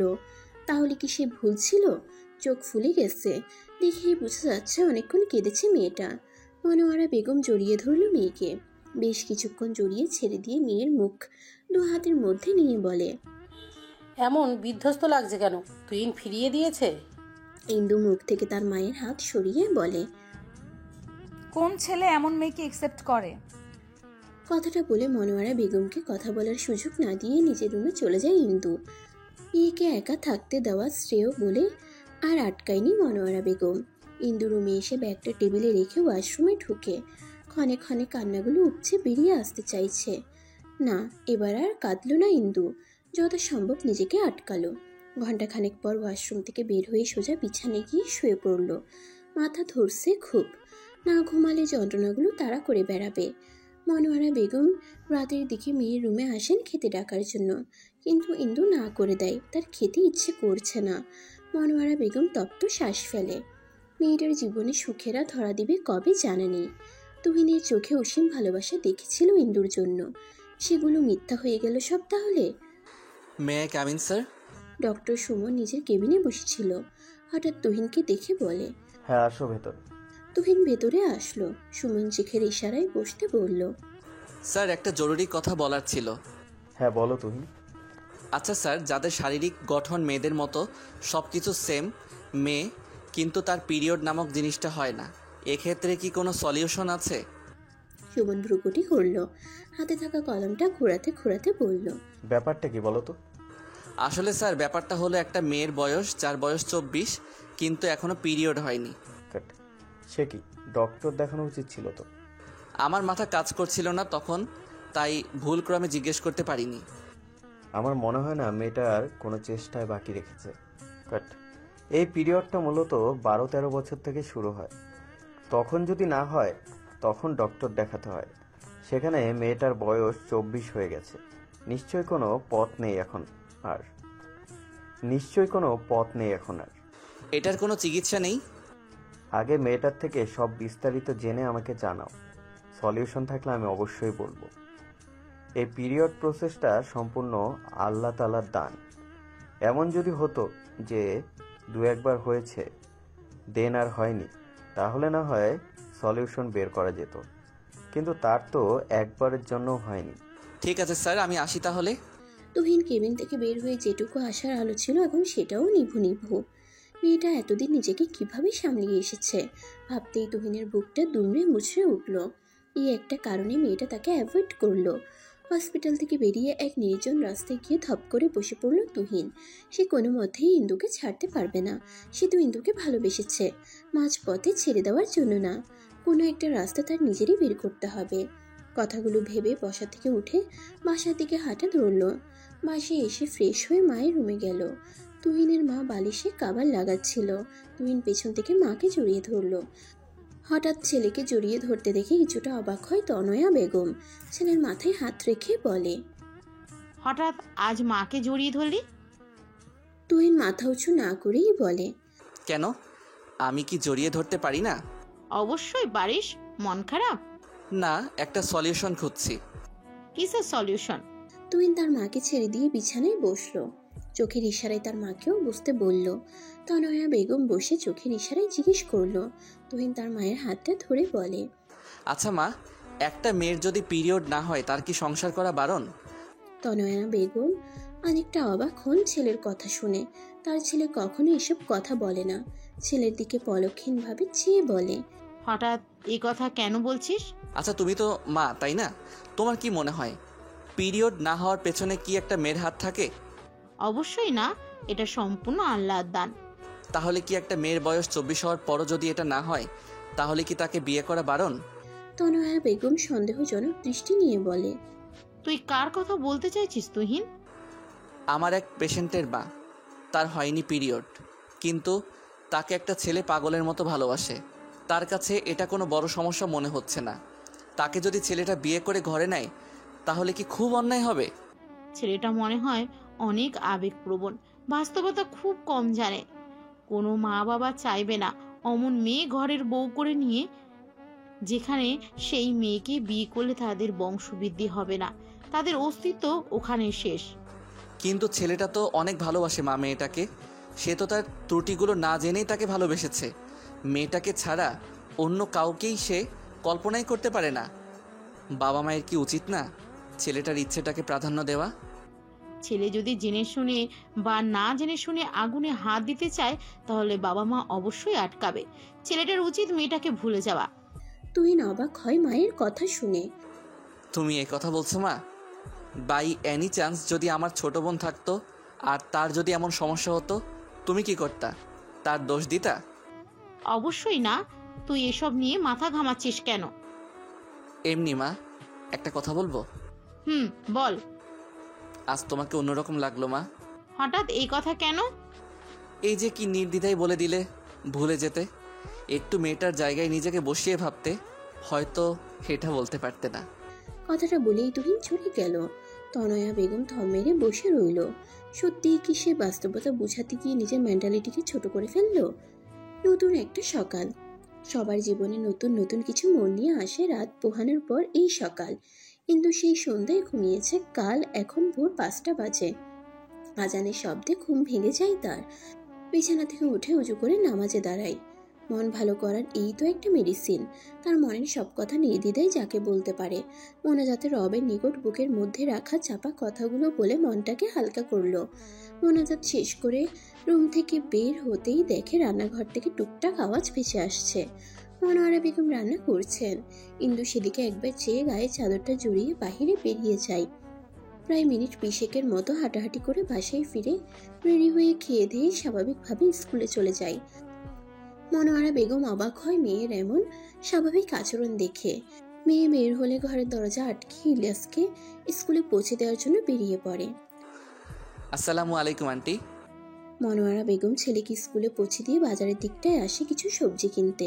হঠাৎ পরিচিত কণ্ঠ শুনে পেছন ঘুরে দেখে তুহিন। ছেলেটা তার দিকে এগিয়ে আসলো। চোখ মুখের হাল দেখে মনে হচ্ছে রাতে ঘুমায়নি। তুহিনের দিকে পলক্ষীন তাকিয়ে সালামের জবাব দিলেন মনোয়ারা বেগম। তুহিন তার শুষ্ক ওষ্ঠ জিহ্বা দিয়ে ভিজিয়ে নিয়ে বলে, আন্টি আপনি কি ফ্রি আছেন? আসলে আমি একটু আপনার সাথে কথা বলতে চাই। মনোয়ারা বেগম সবজির দোকান থেকে সবজি নিয়ে টাকা দিয়ে বলে, কি বলবে তুমি? আসলে আন্টি আমি ইন্দুর ব্যাপারে সবটা জানতে চাই। মনোয়ারা বেগম ঠুকুটি করে জিজ্ঞেস করেন, যা বলার তো ইন্দু বলেই দিয়েছে তোমায়। আর কি জানতে চাও? আন্টি, ইন্দুর এত বড় একটা প্রবলেম, আপনারা ওর চিকিৎসা করাননি? তোমার কি মনে হয় আমরা চিকিৎসা করাইনি? ইন্দুর বাবা সব রকমের চিকিৎসাই ইন্দু করিয়েছে। ডক্টর কি বলছে আন্টি? আর ওর রিপোর্ট কি বলে? এটা ঠিক হবে না। ওর সব কিছুই মেয়েদের মতে স্বাভাবিক হলেও ও বাচ্চা নিতে অক্ষম। কিছু তো চিকিৎসা থাকবে আন্টি এটার। না, ইন্দুর ওই সমস্যার চিকিৎসা নেই। এটা পারিবারিকভাবেই হয়েছে। পারিবারিকভাবে এসেছে মানে? ইন্দুর একটা ফুপি ছিল, যা ইন্দুর মতোই সমস্যা ছিল। উনি কি এখন সুস্থ? আই মিন, ওনার এই সমস্যা কি ঠিক হয়েছে? না, উনি ২৬ বছর বয়সে গাড়ি অ্যাক্সিডেন্টে মারা যান। তারও এই পিরিয়ড হতো না। আন্টি, আপনি কি আমায় ইন্দুর মেডিকেল রিপোর্টগুলো দিতে পারবেন? তুমি রিপোর্ট নিয়ে কি করবে? দেখো তুহিন, এসব নিয়ে আর ঘাটাঘাটি করো না। এমনি আমার মেয়ে এখন নিজেকে ঠিক রেখেছে। বেশি ঘাটাঘাটি করলে ও একদম ভেঙে পড়বে। আন্টি, ইন্দু জানবে না। আমি শেষবারের মতো চেষ্টা করতে চাই। পারবে না তুহিন, শুধু শুধু সময় নষ্ট। বড় বড় ডক্টর ফিরিয়ে দিয়েছে ইন্দুকে। সেখানে এখন আশার আলো দেখার মানে মরিচিকার পেছনে দৌড়ানো। কথাটা বলে মনোয়ারা বেগম চলে যায়। তুহিন তার যাওয়ার পানে তাকিয়ে বলে, এভাবে আশা হারালে চলবে না, ভেঙে পড়লেও চলবে না। কথাটা বলে হসপিটালে চলে যায়। ডক্টর সুমনের কেবিনে এসে দরজা নক করে বলে, স্যার আসবো? ডক্টর সুমন এক পেশেন্টের রিপোর্ট দেখছিল। তুহিনের আওয়াজ শুনে বলে, হ্যাঁ আসো। তুহিন ভেতরে ঢুকে বলে, স্যার, আপনাকে কাল যে বিষয় বললাম সেটা নিয়ে কথা বলতে চাই। সুমন রিপোর্ট থেকে চোখ সরিয়ে বলে, আমিও কিছু বলতে চাই। জি স্যার, বলুন। তুমি বলছিলে মেয়েটার একেবারের জন্য পিরিয়ড হয়নি, তাই তো? হ্যাঁ। তুমি হয়তো জানো যে মহিলাদের পিরিয়ডের বয়স 14 থেকে 16 বছরের মধ্যে। কিন্তু যদি দেরি হয় তাহলে সে অ্যামেনোরিয়া আক্রান্ত। উদাহরণ দিয়ে বলি, এক বা একাধিক মাসিক না হওয়াকে অ্যামেনোরিয়া বলে সংজ্ঞায়িত করা হয়। 15 বছর বয়সের মধ্যে প্রথম পিরিয়ড না পেয়ে থাকলে তবে এটি প্রাথমিক অ্যামেনোরিয়ার হিসাবে পরিচিত। অন্যদিকে আগে পিরিয়ড হয়েছে এমন কারোর দ্বারা পরপর 3 বা তার বেশি পিরিয়ড না হওয়াকে সেকেন্ডারি অ্যামেনোরিয়া বলা হয়। এটি মূলত প্রজনন বয়সে মহিলাদের ঋতুস্রাব বাদ দেওয়া। যদিও কারণগুলি ব্যক্তিবিভেদে বিভিন্ন হয়, তবে সবচেয়ে সাধারণ কারণ হলো হরমোনের ভারসাম্যহীনতা। এটি একটি চিকিৎসাযোগ্য অবস্থা এবং চিকিৎসার কারণের উপর নির্ভর করে। ঋতুস্রাবের জন্য দায়ী বা সম্পর্কিত অঙ্গ, হরমোন এবং গ্রন্থিগুলির পরিবর্তনের কারণে এটি ঘটে। অ্যামেনোরিয়ার চিকিৎসা অ্যামেনোরিয়ার ধরনের উপর নির্ভর করে, বয়সের উপর নির্ভর করে। প্রাথমিক অ্যামেনোরিয়ার চিকিৎসা সতর্কতার সাথে অপেক্ষা করা শুরু হতে পারে, বিশেষ করে যদি দেরিতে ঋতুস্রাবের পারিবারিক ইতিহাস থাকে, প্রজনন অঙ্গ বা যৌনাঙ্গের কোনো গঠনগত সমস্যা থাকলে সার্জারি করা যেতে পারে। তবে এটি স্বাভাবিক মাসিকের নিশ্চয়তা দেয় না। স্যার, পারিবারিক ইতিহাস আছে কিছুটা। যেমন? আমি যার কথা বলেছি তার ফুপুরও এমন প্রবলেম ছিল, তারও পিরিয়ড হতো না। তাহলে এটা ঠিক হওয়ার চান্স 0%। কেন স্যার? বিজ্ঞান তো অনেক দূর এগিয়ে গেছে, তাহলে এটার সলিউশন নেই কেন? বিজ্ঞানেরও কিছু নিয়মাবলী আছে। বিজ্ঞান মানে যে সেসব পারবে এটা কোনো কথা না। উপরেও একজন আছে যিনি সব পরিচালনা করে। মেয়েটা চাইলে বাচ্চা অ্যাডপ্ট করতে পারে। সার্জারি করলেও যে পিরিয়ড হবে তার নিশ্চয়তা নেই। এটার জন্য বেস্ট চিকিৎসা কেন্দ্র কোথায়? তুমি বিড়লা ফার্টিলিটি এবং IVF এ যাও এবং সেরা অ্যামেনোরিয়ার চিকিৎসার জন্য ডক্টর রচিতা মঞ্জালের সাথে একটি অ্যাপয়েন্টমেন্ট বুক করো। তবে মনে হয় না সলিউশন বের হবে।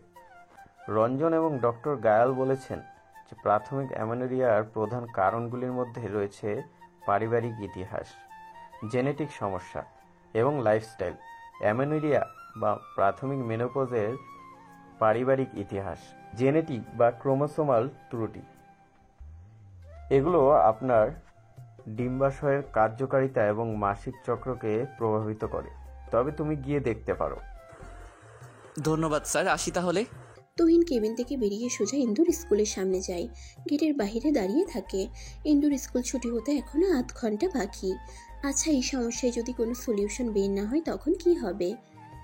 তুহিন তো ইন্দুকে ছেড়ে থাকতে পারবে না। প্রায় 8 ঘন্টা পর ইন্দু স্কুল থেকে বের হয়। কোনো দিকে না তাকিয়ে সোজা বাসার দিকে হাঁটা ধরে। পেছন থেকে তুহিন ডেকে চলল ইন্দুকে, কিন্তু ইন্দু শুনল না। তুহিন দৌড়ে এসে ইন্দুর সামনে দাঁড়িয়ে বলে, সমস্যা কি তোমার? ডাকছি শুনছো না কেন? ইন্দু তুহিনের দিকে না তাকিয়ে পাশ কাটিয়ে চলে যেতে নিলে তুহিন সহসা ইন্দুর হাত টেনে ধরে। ইন্দু সামনের দিকে তাকিয়ে থেকেই বলে, হাত ছাড়ুন। তুহিন ইন্দুকে টেনে নিজের সামনে এনে দাঁড় করিয়ে বলে, হাত তো ছেড়ে দেওয়ার জন্য ধরিনি, এই যে শক্ত করে ধরে রেখেছি, কখনো ছুটবে না। ইন্দু চেষ্টা করলো তুহিনের থেকে নিজের হাত ছাড়ানোর, কিন্তু পারল না। ইন্দুর ধৈর্যের বাঁধ ভেঙে যাচ্ছে বারংবার। প্লিজ তুহিন, হাত ছাড়ুন আমার, আর দয়া করে আপনি আমার সামনে আসবেন না কখনো। হাতও ছাড়বো না, আর তোমার সামনে না এসেও থাকতে পারবো না, because I love you, I can live without you. Indu তুহিনের দিকে তাকালো। এখনো এসব বলছেন? হাত ছাড়ুন, বাসায় যাব। ইন্দু, চলো আমরা বিয়ে করি। এবার ইন্দু তুহিনের হাতে শক্ত করে কামড় দিয়ে নিজের হাত ছাড়িয়ে নেয়। আপনার কি মজা লাগছে আমাকে কষ্ট দিয়ে তুহিন? তুহিন নিজের হাত ঝাঁকাতে ঝাঁকাতে বলে, কামড় দিলে তুমি ব্যথা পেলাম আমি, কষ্ট তোমার লাগবে কেন? আপনাকে বলেছি তো আমার বিষয়ে সব, তবু কেন এসব করছেন? আমার মায়ের কাছে কেন গিয়েছিলেন আমার রিপোর্ট নিতে? এটাতে তো অন্যায় কিছু দেখছি না আমি ইন্দু। আমি তোমাকে ভালোবাসি তোমার ভালোর জন্য, যেটা করা দরকার সেটাই করতে চাইছি। আমার ভালো আমার থেকে কি আপনি বেশি বোঝেন? যেখানে আমি আমার পরিবার ডক্টররা হাল ছেড়ে দিয়েছে, সেখানে আপনি কেন আমার পুরনো কাসুন্দি খাচ্ছেন? তুমি কি কষ্ট পেয়েছো ইন্দু? আচ্ছা, আমি আর এটা নিয়ে ঘাটবো না, তুই বিয়েতে রাজি হয়ে যাও। আমার বাচ্চার দরকার নেই, অ্যাডপ্ট করবো আমরা। আপনি এখনো আবেগের জোয়ারে ভাসছেন। আপনার মা কতটা কষ্ট পাবে ভেবেছেন আমায় বিয়ে করলে? তার কি দোষ? সে তো নিজের ছেলেকে এমন মেয়ের সাথে বিয়ে দেবে না। তুহিন ইন্দুর হাত দুটো ধরে বলে, মায়ের কষ্টের কথা ভাবলে ইন্দু, অথচ আমার কষ্টের কথাটা ভাবলে না একবারও। খুব ভালোবাসি তোমায়। ইন্দু ছলছল নয়নে তুহিনের দিকে তাকিয়ে বলে, আপনি সত্যিই ভালোবাসেন আমায়? নিজের থেকেও বেশি। আমার জন্য সব করতে পারবেন? জাস্ট মুখ ফুটে কিছু চেয়ে দেখো। তাহলে আমাকে ভুলে যান। আপনি আপনার মায়ের পছন্দের কোনো মেয়েকে বিয়ে করুন। কথাটা বলার সময় ইন্দুর গলা কাঁপছিল। তুহিন তাচ্ছিলের হাসি দিয়ে বলে, নিজের সত্তাকে মানুষ কি করে ভুলে ইন্দু?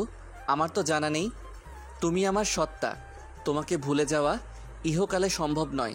মানুষ চাইলে সব পারে, আপনি চেষ্টা করুন, আপনিও পারবেন। তুমি পারবে আমায় ভুলতে ইন্দু? সহসা উত্তর দিতে পারল না ইন্দু প্রভা। কয়েক সেকেন্ড সময় নিয়ে বলে, হ্যাঁ পারবো, আপনাকেও পারতে হবে। সারা জীবনে সবার জীবনে প্রেম সুখের হয়ে আসে না, আপনারও আসেনি, তাই এটাকে ভুলে যাওয়াই বেটার। তোমার মতো পাষাণ হৃদয় আমার না। তুমি পারলেও আমি পারবো না, আর পারতেও চাই না। আমি তোমার পাশে থেকে তোমাকে প্রতি মুহূর্তে অনুভব করতে চাই। আপনি ভুল মানুষের প্রতি ফিলিংস এনে ফেলেছেন। আপনার তো আমার সত্যিটা জানার পরেই উচিত ছিল জীবনে আমার সামনে না আসা। সবাই তো সত্যি জানার পর চলে যায়, আমি সত্যি জানার আগেও ছিলাম, পরেও থাকবো। আমার তোমাকে চাই অ্যাট এনি কস্ট। আর আমার মাকে নিয়ে সমস্যা, ব্যাপার না, ম্যানেজ করে নিব। তখন তুমি না বললে খবর বানিয়ে ফেলবো। বড্ড বোকা আপনি, জানেন সেটা? এই যে তুমি বললে আমি জানলাম। ভালো থাকবেন, আসি। কথাটা বলে ইন্দু চলে গেল। তুহিন ইন্দুর যাওয়ার পানে তাকিয়ে তপ্ত শ্বাস ফেলল। মা, আমি বিয়ে করতে চাই ইন্দুকে, আর সেটা আজই। তনয়া বেগম সোফায় বসেছিলেন। তার সামনাসামনি বসে আছে তুহিন। তুহিনের এমন কথা শোনায় মুহূর্তেই মেজাজ খারাপ হয়ে গেল তনয়া বেগমের। ভুলেও ওই মেয়েকে বিয়ে করার কথা মাথায় আনবে না তুহিন। ওই মেয়ের সাথে তোমার বিয়ে ইম্পসিবল। ওই মেয়ে কখনো মা হতে পারবে না, জানো তো? তুহিন সোফায় বসে সামনে দাঁড়িয়ে থাকা নিমির মায়ের দিকে তাকায়।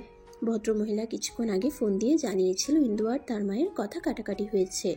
ইন্দু এসেছিল নিমিকে পড়াতে। তনয়া বেগম আগেই বসেছিল নিমিদের বাসায়। ইন্দুকে দেখে হাসি মুখে জিজ্ঞেস করে, কেমন আছো ইন্দু? ইন্দু হাসি মুখে জবাব দেয়, আলহামদুলিল্লাহ ভালো আছি। আপনি? আমিও ভালো আছি, তোমার সাথে কিছু কথা আছে। ইন্দু ভ্রুকুটি করে, জি বলুন আন্টি। অনেক তো হলো, আমার ছেলেটা তো তোমায় ভালোবাসে। তুমি কি পারো না তার ভালোবাসা স্বীকার করতে? সহসা ইন্দুর চোখে মুখে কালো আধার ঘনিয়ে আসলো। তনয়া বেগমের দিকে তাকিয়ে তপ্ত শ্বাস ফেলে বলে, আন্টি, আমি আপনাকে একটা কথা বলতে চাই। তনয়া বেগম কিছুটা উৎফুল্ল হলো, আগ্রহ নিয়ে বলল, হ্যাঁ বলো, কি বলতে চাও? আন্টি, আপনার ছেলেকে বোঝান, আমাকে বিয়ে করলে সে কখনো বাবা হতে পারবে না। কথাটা শোনা মাত্রই তনয়া বেগম যেন আকাশ থেকে টুপ করে পড়ে। ইন্দুর দিকে তাকিয়ে বলে, বুঝলে কি করে তুইন কখনো বাবা হতে পারবে না? ইন্দু জিহবা দিয়ে ঠোঁট দুটো ভিজিয়ে নেয়, পরপর দুটো ঢোক গিলে বলে, আন্টি, মা হতে গেলে যে অ্যাবিলিটিগুলো দরকার হয় সেই অ্যাবিলিটি আমার মধ্যে নেই। আমার আজ অবধি পিরিয়ড হয়নি। কথাটা যেন ঝংকারের নেই তনয়া বেগমের কানে ঢুকলো। পর মুহূর্তেই মনে পড়ল সেদিন রাতে বলা তুহিনের কথা। তুহিন তার মানে ইন্দুর কথা বলছিল। তুমি কি তাহলে হিজড়া? কথাটা একদম বুকে গিয়ে বিঁধে ইন্দুর। নিমির মা তনয়া বেগমের দিকে তাকিয়ে বলে, ভাবি কি বলছেন এটা? পিরিয়ড না হলে যে সে হিজড়া, এটা কে বলল? কিন্তু এটার কি চিকিৎসা করাওনি? বুঝতে পারছো কত বড় সমস্যার মধ্যে দিয়ে যাচ্ছ তুমি? ইন্দু স্মিত হেসে বলল, জি, চিকিৎসা করানো হয়েছে, কিন্তু এটা ঠিক হবে না। আমি আমার বাস্তবতাকে মেনে নিয়েছি। তুহিনকে বোঝাবেন আন্টি, সেও বুঝবে। তনয়া বেগম হন্তদন্ত হয়ে বাসা থেকে বেরিয়ে যায়। নিমির মা ইন্দুর মাথায় হাত বুলিয়ে বলে, তুহিন কিন্তু তোমায় অনেক ভালোবাসে ইন্দু। ছেলেটাই আমায় বলেছে সব তোমার ব্যাপারে। সে এই বিষয়টার জন্য মোটেও ছেড়ে দিবেন না তোমায়। ইন্দু কিছু না বলে চলে গেল নিমিকে পড়াতে। যত তাড়াতাড়ি সম্ভব এই এলাকা তাকে ছাড়তে হবে। নিমির মা ইন্দুর যাওয়ার পানে তাকিয়ে দীর্ঘশ্বাস ফেলে। পরশু তুহিন জানিয়েছিল ইন্দুর ব্যাপারটা। ছেলেটার আকুতি ভরা কণ্ঠ বারবার জানান দিচ্ছিল সে কতটা ভালোবাসে ইন্দুকে। নিমির মা ফোন বের করে তুহিনকে ফোন দিয়ে সব বলে দেয়। তার মতে সামনে ভয়াবহ কিছু অপেক্ষা করছে। দেখো মা, আমার ইন্দুকেই লাগবে, বাচ্চা আমার চাই না। আমি বাচ্চা অ্যাডপ্ট করব। তনয়া বেগম ছেলের সামনে এসে হুঙ্কার দিয়ে বলে, মাথা খারাপ হয়ে গেছে নাকি তোর? ওই মেয়েকে তোর বিয়ে করতে হবে? মেয়েটা স্বাভাবিক হলে আমি নিজে হাতে পায়ে ধরে হলেও রাজি করাতাম, কিন্তু এখন আমার হাতে পায়ে ধরলেও আমি তনয়া রাজি হব না। বেশ, রাজি হয়েও না, বাট আমার ইন্দুকেই চাই। তুই যদি ইন্দুকে বিয়ে করিস তাহলে আমার বাড়িতে তোর জায়গা নেই। আমরা একটা সমাজে বাস করি, আমাদের স্ট্যাটাস আছে একটা। সহসা বসা থেকে উঠে দাঁড়ালো তুহিন। বেশ, তবে তাই হোক। চলে যাব তোমার বাড়ি থেকে। আমি না খেয়ে থাকলে তোমার সমাজ স্ট্যাটাস আমায় প্লেটে ভাত বেড়ে দিয়ে যাবে না। সমাজের জন্য আমি আমার ইন্দুকে ছাড়তে পারবো না। তুই আবাগে ভেসে বেড়াচ্ছিস, কয়েকদিন গেলেই সব ঠিক হয়ে যাবে। ভুলে যা ইন্দুকে। ইহকালে পসিবল না মা। I can't live without she. মায়ের থেকে ওই মেয়ে তোর কাছে বড় হয়ে দাঁড়ালো? বেশ, যা, কিন্তু মনে রাখিস জীবনে আমায় তোর এই মুখ দেখাবি না। তুহিন অসহায় হয়ে পড়ল। নির্নিমেষ মায়ের দিকে তাকিয়ে বলল, তুমি সত্যি ইন্দুকে মানবে না? সোসাইটি সমাজে বড় হয়ে দাঁড়ালো, ছেলের ইচ্ছের প্রাধান্য দিলে না। ছেলে চাওয়ার মতো কিছু চাইলে অবশ্যই দিতাম, কিন্তু না, সে অবুঝের মতো আগুন নিয়ে খেলতে চাইছে। ইন্দুকে বিয়ে করতে চাইলে আমার বাসায় জায়গা নেই। আচ্ছা বেশ, তুমি যখন আমার ভালোবাসা মানতে পারবে না, আমিও থাকবো না তোমার এই সোসাইটি সমাজে। ভালো থেকো। কথাটা বলে তুহিন বেরিয়ে আসতে নিলে পেছন থেকে নিমির মা আটকানোর চেষ্টা করে তুহিনকে, কিন্তু তুহিন শুনেনি। ইশারায় বলে গেছে তার মায়ের খেয়াল রাখতে সে শীঘ্রই ফিরবে। নিমির মা তনয়া বেগমের কাছে এসে বলে, ভাবি, ইন্দু তো মেয়েটা ভালো, ওর এই পরিস্থিতির জন্য তো ও দায়ী না। আপনি নিজ থেকেও তো ইন্দুকে পছন্দ করতেন, সামান্য একটা সত্যি শুনে এভাবে মুখ ফিরিয়ে নিলেন। তনয়া বেগম নিমির মায়ের দিকে তাকিয়ে থাকে, কিছুক্ষণ নীরব থেকে বলে, তোমার ছেলে এমন মেয়েকে বিয়ে করতে চাইলে তুমিও বাধা দিতে, যার পুড়ে সেই বুঝে জ্বালা। কথাটা বলে তনয়া বেগম চলে যায়। নিমির মা তপ্ত শ্বাস ফেলে নিজের বাড়ি চলে যায়। রাত বাজে 9:24। এই হালকা শীতের মাঝেও আচমকা ঝড়ের আওয়াজটা ঠিক হজম হলো না ইন্দুর। কি প্রবল বাতাস বইছে। হঠাৎ হাতে থাকা মুঠো ফোনটা বেজে উঠেই সামনে এনে দেখে তুহিনের নম্বর জলজল করছে। ধরল না, পরপর দুবার কেটে যাওয়ায় আবার বেজে উঠল ফোন। ইন্দু রিসিভ করলো ফোন। হ্যালো বলার আগেই ওপাশ থেকে তুহিন বলে উঠল, আমি সব ছেড়ে ছুড়ে চলে এসেছি। আমি বিয়ে করতে চাই তোমায়। কথাটা কর্ণকুহর হতেই বিস্মিত হয় ইন্দু। আপনি সব ছেড়ে ছুড়ে চলে এসেছেন মানে? আমি বাসা ছেড়ে চলে এসেছি। আপনি বাসা কেন ছেড়েছেন? আমি কি ছেড়ে আসতে বলেছি? তোমাকে পাবার জন্য ছেড়েছি। মানে? মানে মা আমার ভালোবাসার পূর্ণতা দিতে চাচ্ছিল না, তাই চলে এসেছি। আপনার কি মনে হয় আপনি সব ছেড়ে ছুড়ে চলে আসলে পূর্ণতা পাবেন? ভুল ভাবনা নিয়ে বাসা ছেড়েছেন, বাসায় যান। আচ্ছা আপনি এখন কোথায়? তোমার বাসার নিচে দাঁড়িয়ে আছি। ইন্দু শোনা মাত্রই দৌড়ে জানালার কাছে গিয়ে দেখে ল্যাম্পপোস্টের আলোতে তুহিনকে স্পষ্ট বোঝা যাচ্ছে। ইন্দু তুহিনের পানে এক দৃষ্টি নিয়ে তাকিয়ে বলে, বাসায় যান। দেখছেন আকাশের অবস্থা ভালো না, ঝড় আসবে। না, বাসায় ফেরা অসম্ভব। তাহলে কি সারা রাত দাঁড়িয়ে কাটাবেন? হ্যাঁ, তুমি বললে দাঁড়িয়ে থাকবো। দেখেন বাড়াবাড়ি করবেন না, বাসায় যান, রাখি। কথাটা বলে ইন্দু ফোন কেটে দিল। মনোয়ারা বেগম ইন্দুকে ডিনার করার জন্য ডাক দিল। ইন্দু তুহিনের কথা মাথা থেকে ছেড়ে ফেলে দিয়ে খাবার খেতে দিল। খাবার খেয়ে দিয়ে রুমে এসে ঘুমিয়ে পড়ে। বাহিরে ভারী বৃষ্টি হচ্ছে। কেউ একজন এক দৃষ্টিতে কারো জানালার দিকে তাকিয়ে আছে সেটা দেখলো না। হঠাৎ মাঝরাতে রুমে দরজার টোকা দেওয়ার শব্দে ঘুম ভেঙে যায় ইন্দুর। ইন্দু আড়মোড়া ভেঙে বিছানা থেকে নেমে দরজা খুলে দেখে তার মা। এত রাতে মাকে দেখে অবাক হয় ইন্দু। ইন্দু কিছু বলার আগেই মনোয়ারা বেগম ইন্দুর হাত টেনে নিয়ে জানালার পাশে দাঁড় করিয়ে বলে, ছেলেটাকে আর কত কষ্ট দিবি তুই? সেই কখন থেকে বৃষ্টিতে দাঁড়িয়ে ভিজছে। সে যদি তোমার সব মেনে নিয়ে সংসার করতে চায় তাহলে তোমার আপত্তি কোথায়? ইন্দু ভাবতে পারেনি তুহিন এই বৃষ্টিতে দাঁড়িয়ে ভিজবে। সে ভেবেছিল বৃষ্টি নামলে তুহিন চলে যাবে, কিন্তু ছেলেটা এভাবে কতক্ষণ ধরে ভিজছে, জ্বর আসবে তো। ইন্দু রুম থেকে ছাতা নিয়ে দৌড়ে বেরিয়ে গেল। তুহিনের সামনে দাঁড়িয়ে বলে, আপনি কি পাগল তুহিন? বৃষ্টিতে কেন ভিজছেন? তুহিনের সারা শরীর কাঁপছে, মুখে লেগে আছে মৃদু হাসি। ইন্দুর দিকে তাকিয়ে বলে, আমি তো কবে থেকেই তোমার প্রেমে পাগল হয়েছি। পাগলটাকে ভরসা করে পাগলটার হাত ধরুন। ট্রাস্ট মি, সব সুখ আপনার পায়ের কাছে এনে দিব। আমি পাগল হয়ে যাব আপনাকে এই একটা কথা বলতে বলতে। আপনি আমাকে গ্রহণ করলে জীবনেও সুখী হতে পারবেন না তুহিন। আমার সুখ কিসে হবে? আমার থেকে বুঝি তুমি বেশি জানো। আচ্ছা ইন্দু, তোমার হৃদয় এত পাষাণ কেন? একটা ছেলে তোমার ভালোবাসা পাবার জন্য মরিয়া হয়ে গেছে, আর তুমি বারংবার তাকে ফিরিয়ে দিচ্ছ। আচ্ছা, এই আমি যদি তোমার ভালোবাসা না পেয়ে পৃথিবী ত্যাগ করি, মায়া হবে না আমার জন্য? সহসা ইন্দুর বুক কেঁপে উঠল। তুহিনের দিকে তাকিয়ে বলে, আজে বাজে কথা কেন বলছেন? পৃথিবী ছেড়ে কেন যাবেন? এই যে তোমার ভালোবাসা না পাওয়ার এক মরণ ব্যাধি অসুখ নিয়ে কষ্ট পাবে তখন। কি সব কথা বলছেন? তখন থেকে চুপ করবেন? দেখছেন আপনি শীতে কিভাবে কাঁপছেন। বাসায় চলুন, জামা কাপড় বদলে নেবেন। না, যাব না বাসায়। আমার বাসায় চলুন। না, কোনো বাসায় যাব না। এভাবেই এই বৃষ্টিতে দাঁড়িয়ে থাকবো। জ্বর বেঁধে মরণ হোক ঢের ভালো এমন জীবনের থেকে। আপনি মরলে কেউ একজন কষ্ট পাবে। আন মনে কথাটা বলে ফেলে ইন্দু। তুহিন শুনে ফের বলে, কে কষ্ট পাবে আমার মৃত্যুতে? ইন্দু তুহিনের হাত ধরে। হাত গরম, লোকটার জ্বর এসেছে। ইন্দু হাত টেনে বাসার ভেতরে নিয়ে যেতে যেতে বলে, আছে একজন যার হৃদয় পুড়ে আপনার জন্য। জ্বর এসেছে শরীরে, তাই আজে বাজে কথা বলছেন। মেডিসিন খেতে হবে। তুহিন দাঁড়িয়ে যায়, ভাবান্তর হয়ে বলে, আচ্ছা, সে একজন কি ইন্দুপ্রভা? হয়তো। চলুন এবার। কথাটা বলে টেনে নিয়ে যায় ইন্দু তুহিনকে। মা, ওনার তো জ্বরে গা পুড়ে যাচ্ছে। এই মধ্যরাতে ডক্টর পাবো কোথায়? মনোয়ারা বেগম ইন্দুর দরজার কাছে দাঁড়িয়েছিল। ইন্দুর কথা কর্ণকুহর হতেই এগিয়ে এসে তুহিনের কপালে হাত রাখে। আসলে এই ছেলেটার শরীরে অনেক জ্বর।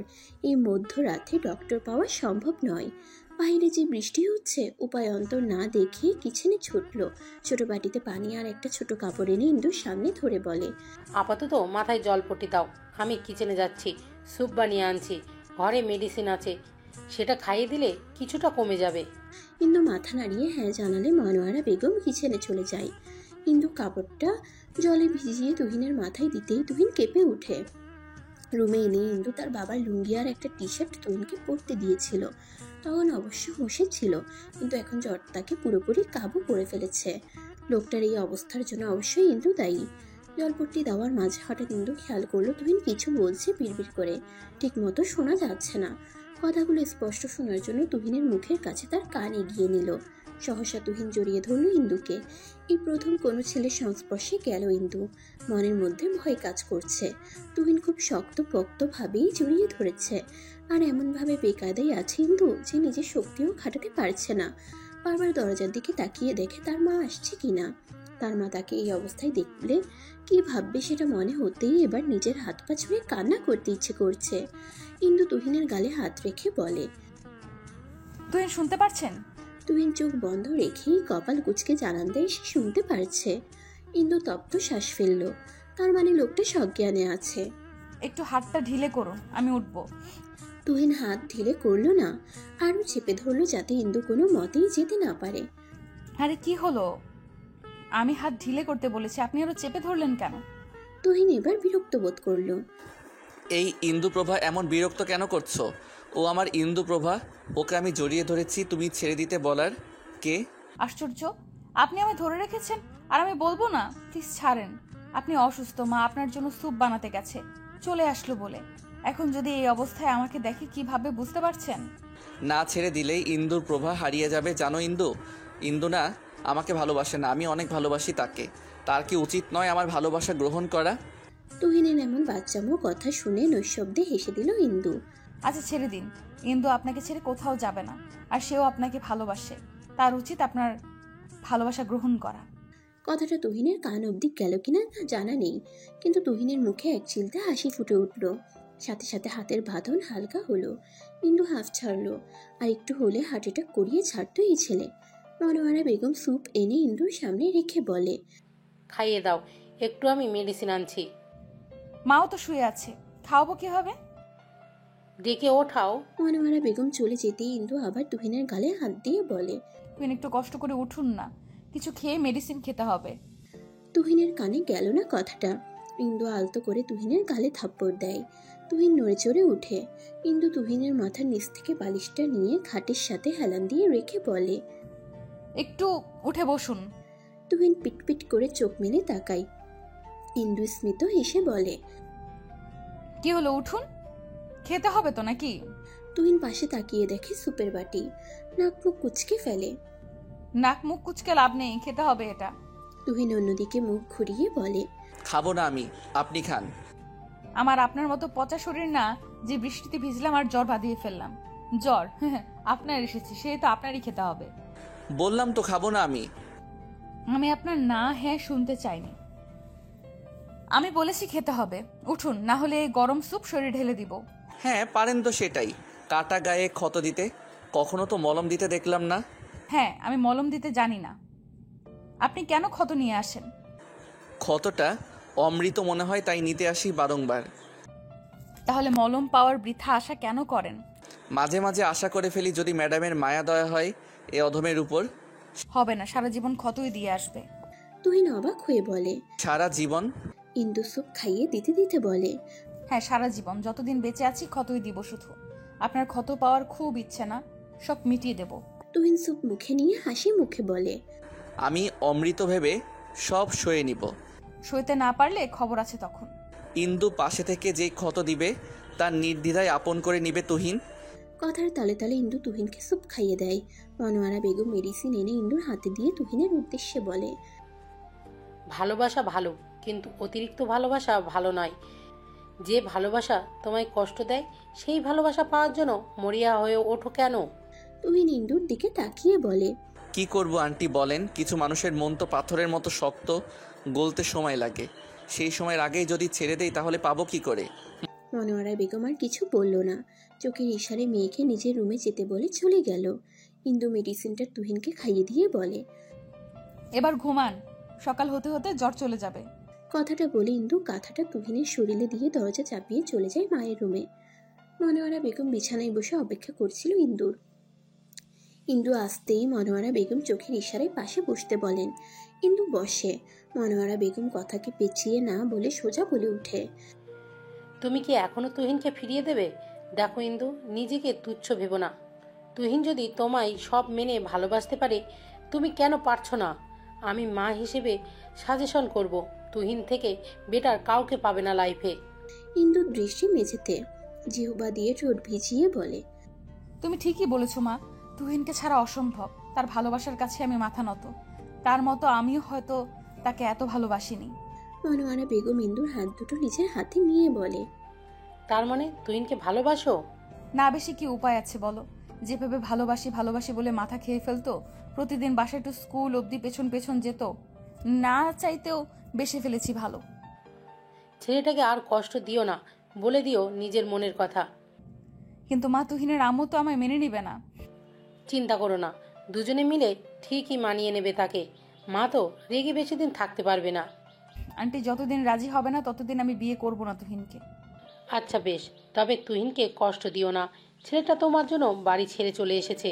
এখন তুমিও যদি তাকে না বোঝো তাহলে কে বুঝবে তাকে? রাত তো অনেক হলো, ঘুমানো উচিত এখন। মনোয়ারা বেগম বলে মা মেয়ে ঘুমিয়ে পড়ল। সকাল সকাল মাথায় হাত দিয়ে বসে আছে তুহিন। মাথাটা ব্যথা করছে।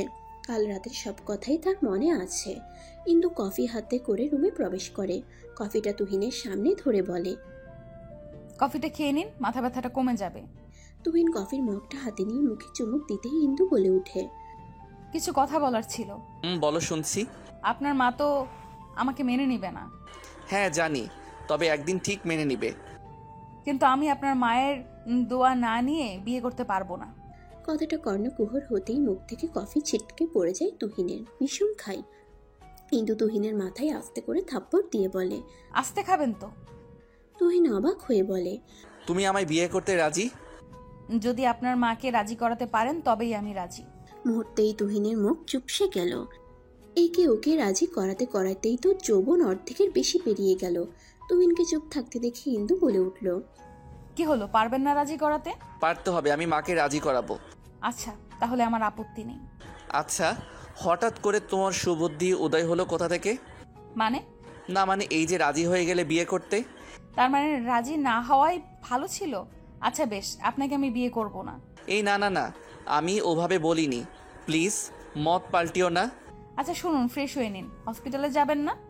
হ্যাঁ যাব। বাসায় যাবেন কবে? কয়েকদিন পর যাব। আপাতত আমার ফ্ল্যাটে গিয়ে উঠব। ইন্দু কতক্ষণ চুপ থেকে বলে, আচ্ছা তাহলে উঠুন, একসাথে বের হই। আর আপনার জামা কাপড় ভেজা, ওই যে প্যাকেটে আপনার জন্য টি শার্ট আর প্যান্ট আছে, ওগুলো পরে রেডি হবেন। তুহিন প্যাকেটটা হাতে নিয়ে বলে, এগুলো কই পেলে? মার্কেট থেকে এনেছি। বাহ, বিয়ের আগে আমাকে শপিং করে দিচ্ছ। বাজে কথা না বলে রেডি হয়ে আসুন। হ্যাঁ আসছি। হ্যালো মা। ফোন দিয়েছিস কেন? তুহিন ভেবেছিল তার মা হয়তো জিজ্ঞেস করবে কেমন আছিস, কিন্তু উল্টো এটা বলবে ভাবতে পারেনি। তপ্ত শ্বাস ফেলে বলল, কেমন আছো? সেটা তোর না জানলেও হবে। এখনো এভাবে কথা বলবে? ইন্দুকে মেনে নিলে কি এমন ক্ষতি হবে? আমি বলেছি তো ওকে মানবো না। বারবার ফোন দিয়ে কথা কেন বলিস? বাই এনি চান্স ধরো আমি মরে গেলাম, তখন তোমার এই সমাজ স্ট্যাটাস কি তোমায় দেখে রাখবে? চড়িয়ে গাল লাল করে দিব। ইন্দুকে মেনে নাও, মেয়েটা তোমার দোয়া ছাড়া আমাকে বিয়ে করবে না। না, মানবো না। রাখ ফোন। তনয়া বেগম ফোন কেটে দেয়। আজ 3 দিন হলো তুহিন তনয়া বেগমকে রাজি করানোর চেষ্টা করছে, কিন্তু তিনি তার কথার হেরফের করছেন না। নিজের মাথার চুল এখন নিজেরই টেনে ছিঁড়তে ইচ্ছে করছে। নিজেকে আয়নায় একবার দেখে হসপিটাল থেকে বেরিয়ে গেল। তার মা রাজি হবে না বুঝে গেছে তুহিন। এখন ইন্দুকেও সেটা বুঝতে হবে। ইন্দুর স্কুলের সামনে গিয়ে দাঁড়িয়ে থাকে তুহিন। স্কুল ছুটি শেষে ইন্দু স্কুল থেকে বেরিয়ে এসে সামনে তুহিনকে দেখে মুখে হাসি ফুটে ওঠে। এগিয়ে যায় তুহিনের দিকে। তুহিন ইন্দুর হাত ধরে হাঁটতে হাঁটতে বলে, আজকালকার মানুষগুলো কেমন জানো? ইন্দু তুহিনের দিকে তাকিয়ে বলে, কেমন? এই যে তারা 1000 টাকা হারিয়ে গেলে 100 বছর পরও আফসোস করবে, কিন্তু একটা মানুষ জীবন থেকে হারিয়ে গেলে আফসোস করবে না, সময়ের সাথে সাথে ভুলে যাবে।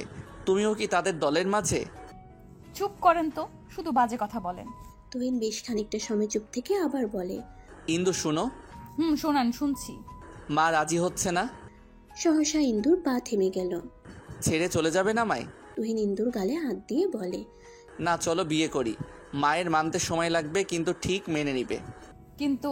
কোনো কিন্তু নয়, আমি কালই তোমায় বিয়ে করবো, আর আন্টি তো আছেই। মায়ের সাথে কথা বলবেন না? আমি আসার আগে আন্টিকে বলে দিচ্ছি আমরা এখন শপিং করতে যাব, কাল কোর্টে গিয়ে বিয়ে করব। ভুল করছি না আমরা? এখানে ভুল কোথায় করলাম? আচ্ছা চলুন, ইন্দু আর তুহিন শপিং মলের সামনে এসে ইন্দুর জন্য একটা লাল টকটকে বেনারসি আর নিজের জন্য একটা সাদা পাঞ্জাবি কিনে নিল। খুবই সিম্পল, ভাবি বিয়ে করবে সে, সাথে টুকটাক জুয়েলারি কিনে চলে আসলো। ইন্দুকে তার বাসায় দিয়ে ইন্দুর মায়ের সাথে টুকটাক কথা বলে চলে গেল। ইন্দুর মা মনোয়ারা বেগম খুব খুশি। কাল মেয়ের বিয়ে, তুহিন আগে থেকেই বলে রেখেছিল তার ছোট্ট মেয়েটার কাল বিয়ে হয়ে যাবে, বাসাটা ফাঁকা ফাঁকা লাগবে। কথাটা ভেবে একটু খারাপ লাগলেও সেটা সে গ্রাহ্য করলো না। বেনারসি শাড়িটা মেয়ের শরীরে মেনে ধরলেন। ইন্দু লজ্জা পেল। ইলিয়াস মা আর বোনের কার্যকলাপ দেখছে। ছোট্ট মন এইটুকু বুঝলো কাল তার বোনের বিয়ে। ইন্দুদের তেমন আত্মীয় স্বজন নেই বললেই চলে। বাবা মারা যাওয়ার পর সবার থেকে দূরত্ব বেড়েছে। নিজের এলাকা ছেড়ে এখানে এসে থেকেছে। যা আয়োজন করার তাকে একা হাতেই করতে হবে। এর মধ্যে হঠাৎ ফোন বেজে ওঠে ইন্দুর। ফোনটা হাতে নিয়ে দেখে স্মৃতি ফোন দিয়েছে। রিসিভ করে কান নিতেই ওপাশ থেকে স্মৃতি উৎফুল্ল নিয়ে বলল, কংগ্রেস ইন্দু, শাদি মোবারক হো। অবশেষে বিয়ে করতে রাজি হলি। তুহিন ভাইয়া না বললে মনে হয় বলতি না যে তুই কালকে বিয়ে করতে যাচ্ছিস। আমি নিজেও জানতাম না, স্কুল থেকে ফেরার পরে তুহিন বলেছে। আমি তোকে ফোন করে বলতামই। হয়েছে, থাক, শাক দিয়ে মাছ ঢাকতে লাগবে না। কাল তাড়াতাড়ি আসবি। তোর বলার অপেক্ষা কি আছে? রাত এখন বেশি না হলে আমি এখনই ছুটে আসতাম। পাগলি মেয়ে। হ্যাঁ রাখি, কাল সকাল সকাল চলে আসবো। কিরে, তুই আন্টির অনুমতি না নিয়েই বিয়ে করতে যাচ্ছিস? হঠাৎ সাগর আর নীলাকে নিজের কেবিনে দেখে ভ্রুকুটি করে ফেলে তুহিন। ফাইলটা সাইডে রেখে বলে, কে বললো অনুমতি নেইনি? আমি বলেছি কিন্তু মা রাজি হয়নি, তাই একাই বিয়ে করার সিদ্ধান্ত নিয়েছি। দেখেছিস সাগর, মেয়েটা কি রকম ব্রেন ওয়াশ করেছে তুহিনের। Just shut up. ও কেন আমার ব্রেন ওয়াশ করাবে? তুহিনের ধমক শুনে সাগর বলে, আস্তে কথা বল, বিয়ে করছিস ভালো কথা, আন্টি কিন্তু বিষয়টা ভালোভাবে নিচ্ছে না। এমনি ইন্দুকে সহ্য করতে পারছে না, তার উপর এভাবে বিয়ে করলে আরও রেগে যাবে। প্যারা নিস না, বিয়ের পর আমি আর ইন্দু মায়ের সব রাগ ভেঙে দিব।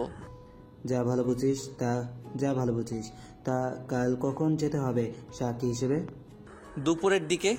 বিয়ে করতে যাচ্ছিস, ট্রিট তো পাই আমরা। হ্যাঁ দিব, বিয়ের পর একবেলা বউয়ের হাতে রান্না খেতে দিব। এবার কি করবেন ভাবি? তুহিন তো ইন্দুকে কাল বিয়ে করবে। আপনি কি পারতেন না মেয়েটাকে মেনে নিতে? ছেলের সুখের জন্য তো বাবা মা কত কিছু করে। জেনে শুনে কি করে মেনে নিব ইন্দুকে? তুমি বলো নিমির মা। মেয়েটা তো আগে থেকে বলে দিল। সে চাইলে তো বিষয়টা লুকিয়ে রাখতে পারতো। কই রাখছে নাকি? আপনি বলেন। সে তো তুহিনকে বুঝালো, আপনার ছেলেও তো বুঝলো না। আপনি ইচ্ছে করে আপনার আর ছেলের মাঝে দূরত্ব ক্রিয়েট করেছেন। আমি কি করব তাহলে? ইন্দুকে মেনে নিন। বয়স হচ্ছে আপনার, শেষ বয়সে কি ছেলের সাথে এমন করলে চলে বলেন? আল্লাহ না করুক অসুস্থ হয়ে ঘরে পড়লে আপনাকে টানবে? আপনার স্ট্যাটাস সমস্ত ঘুরেও তাকাবে না। আপনি না হয় 2-1 দিন করব, তারপর তো আমিও নিজেই অতুষ্ট হব। শেষ পর্যন্ত আপনার কিন্তু আপনার ছেলেকে লাগবে। আচ্ছা, তুমি তোমার বাসায় যাও, একা থাকতে দাও আমায়, ভালো লাগছে না। নিমির মা চলে আসে বাসা থেকে। ভালোই বুঝ দিয়েছে কাজ হবে এতে।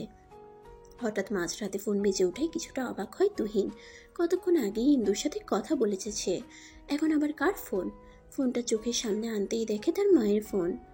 ফোন রিসিভ করে কানে নিতেই ওপাশ থেকে গম্ভীর কণ্ঠে ভেসে আসে, বিয়ে করছিস ভালো কথা, আমার পুত্রবধূকে যেন আমি আমার বাসায় দেখি। কথাটা সত্যি শুনলো নাকি তুহিন, সেজন্য হাতে একটা চিমটি কাটে। না, সত্যিই শুনেছে। সত্যি বলতেছো? না, মিথ্যা বলছি। জানি আমার মা মিথ্যা বলে না। আচ্ছা, তোমাদের মেয়েদের মন এমন কেন মা? কেমন? এই যে হুটহাট কখন মন বদলে ফেলো বোঝাই যায় না। বিয়ে করতেছিস কাল, বিয়ের পর বুঝতে পারবি। হ্যাঁ তা ঠিক। একটা কথা বলি মা। কি? পৃথিবীর মধ্যে সবচাইতে সুখী মানুষটা কে এখন জানো? কে? তোমার ছেলে তুহিন। আল্লাহ হঠাৎ করে জীবনটা পাল্টে দিল। কয়েকদিনের ব্যবধানে জীবনের সব ইচ্ছেগুলো এক এক করে পূরণ করে দিচ্ছে। এটা মিরাক্কেল না বলো? মন থেকে আল্লাহর কাছে কিছু চাইলে তিনি কখনোই খালি হাতে ফিরায় না। কাল বিয়ে, এখন ঘুমা। বিয়ের শেষে এক মুহূর্ত দেরি না করে ইন্দুকে এ বাড়িতে নিয়ে আসবি। খুব শীঘ্রই দেখা হচ্ছে মা। ইন্দুকে নিয়ে ফিরছি কাল তোমার কাছে, ভালোবাসি মা। পাগল ছেলে। উদাস মুখে বসে আছে ইন্দু। একটু পর বিয়ে করতে যাবে, অথচ কেমন যেন লাগছে। ইন্দুর মা ইন্দুকে পর্যবেক্ষণ করে বলে, কি হলো, এইভাবে বসে আছিস কেন? ইন্দু নড়ে চড়ে বসলো। মা আমার কেমন যেন লাগছে। তুহিনের মা রাজি না বিয়েতে, তার অমতে বিয়ে মন সায় দিচ্ছে না। মনোয়ারা বেগম হাসে মনে মনে। ইন্দুকে তুহিন বলতে নিষেধ করেছে যে তার মা রাজি হয়েছে, সারপ্রাইজ দিবে। বিয়ে মাথায় হাত দিয়ে বলে, চিন্তা করো না, সব ভালোই হবে, রেডি হয়ে নাও, যেতে হবে। ইন্দু মাথা নাড়িয়ে রেডি হয়ে নেয়। স্মৃতি হেল্প করলো সাজাতে। আয়নার সামনে দাঁড়িয়ে বধূ সেজে নিজেকে দেখে অজানা এক শীতল ঠান্ডা হাওয়া বয়ে গেল শরীর বেয়ে। কখনো ভাবিনি এভাবে বউ সাজবে সে তুহিনের জন্য।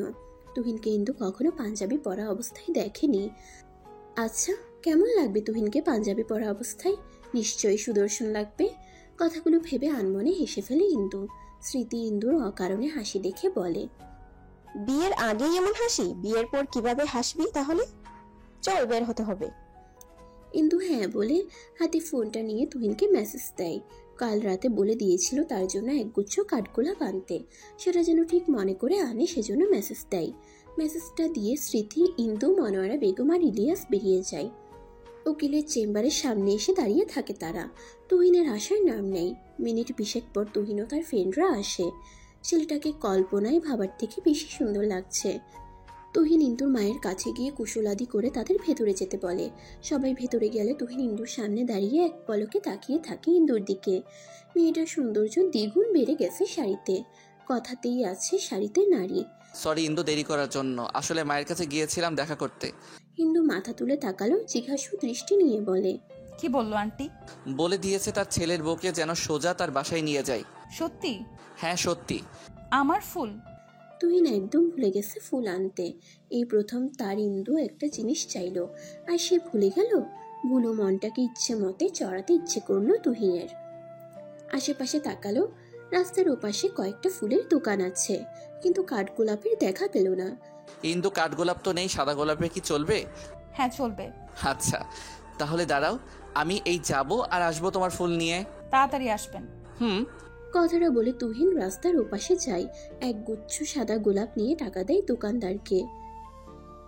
এর মধ্যে এক পিচ্চি এসে বলে, ভাইয়া আমার ফুলগুলো নেন, বেশি দাম না, মাত্র 50 টাকা। তুহিন দেখলো ছেলেটার কাছে 5টার মতন লাল গোলাপ। কিছু একটা ভেবে ফুলগুলো নিয়ে 200 টাকার নোট ধরিয়ে দিয়ে বলে, বাকি টাকা লাগবে না, তোমার কাছে রেখে দাও। আমার আর তোমার ওই যে আপুটার জন্য দোয়া করবে, আজ আমাদের বিয়ে। ছেলেটা মাথা নাড়িয়ে চলে যায়। ইন্দু দাঁড়িয়ে থাকতে থাকতে বিরক্ত হলো। রোডের এপাশ থেকে হাত নাড়িয়ে বলে, আর কতক্ষণ? তুহিন ফুল দেখিয়ে বলে, হয়ে গেছে, আসছি আমি। অনেকগুলো ফুল এনে তার প্রিয় তোমার হাতে দিয়ে বলল, আমি তোমাকে অনেক ভালোবাসি। এখন তাদের বিয়েটাও হয়ে গিয়েছে, তাদের সুখেরও সংসার হয়েছে, তারা অনেক সুখে আছে, তাদের জন্য দোয়া করবেন। তো গল্পটা এখানেই শেষ। নেক্সট গল্পতে আপনাদের সাথে দেখা হচ্ছে। সবাই ভালো থাকবেন। আল্লাহ হাফেজ।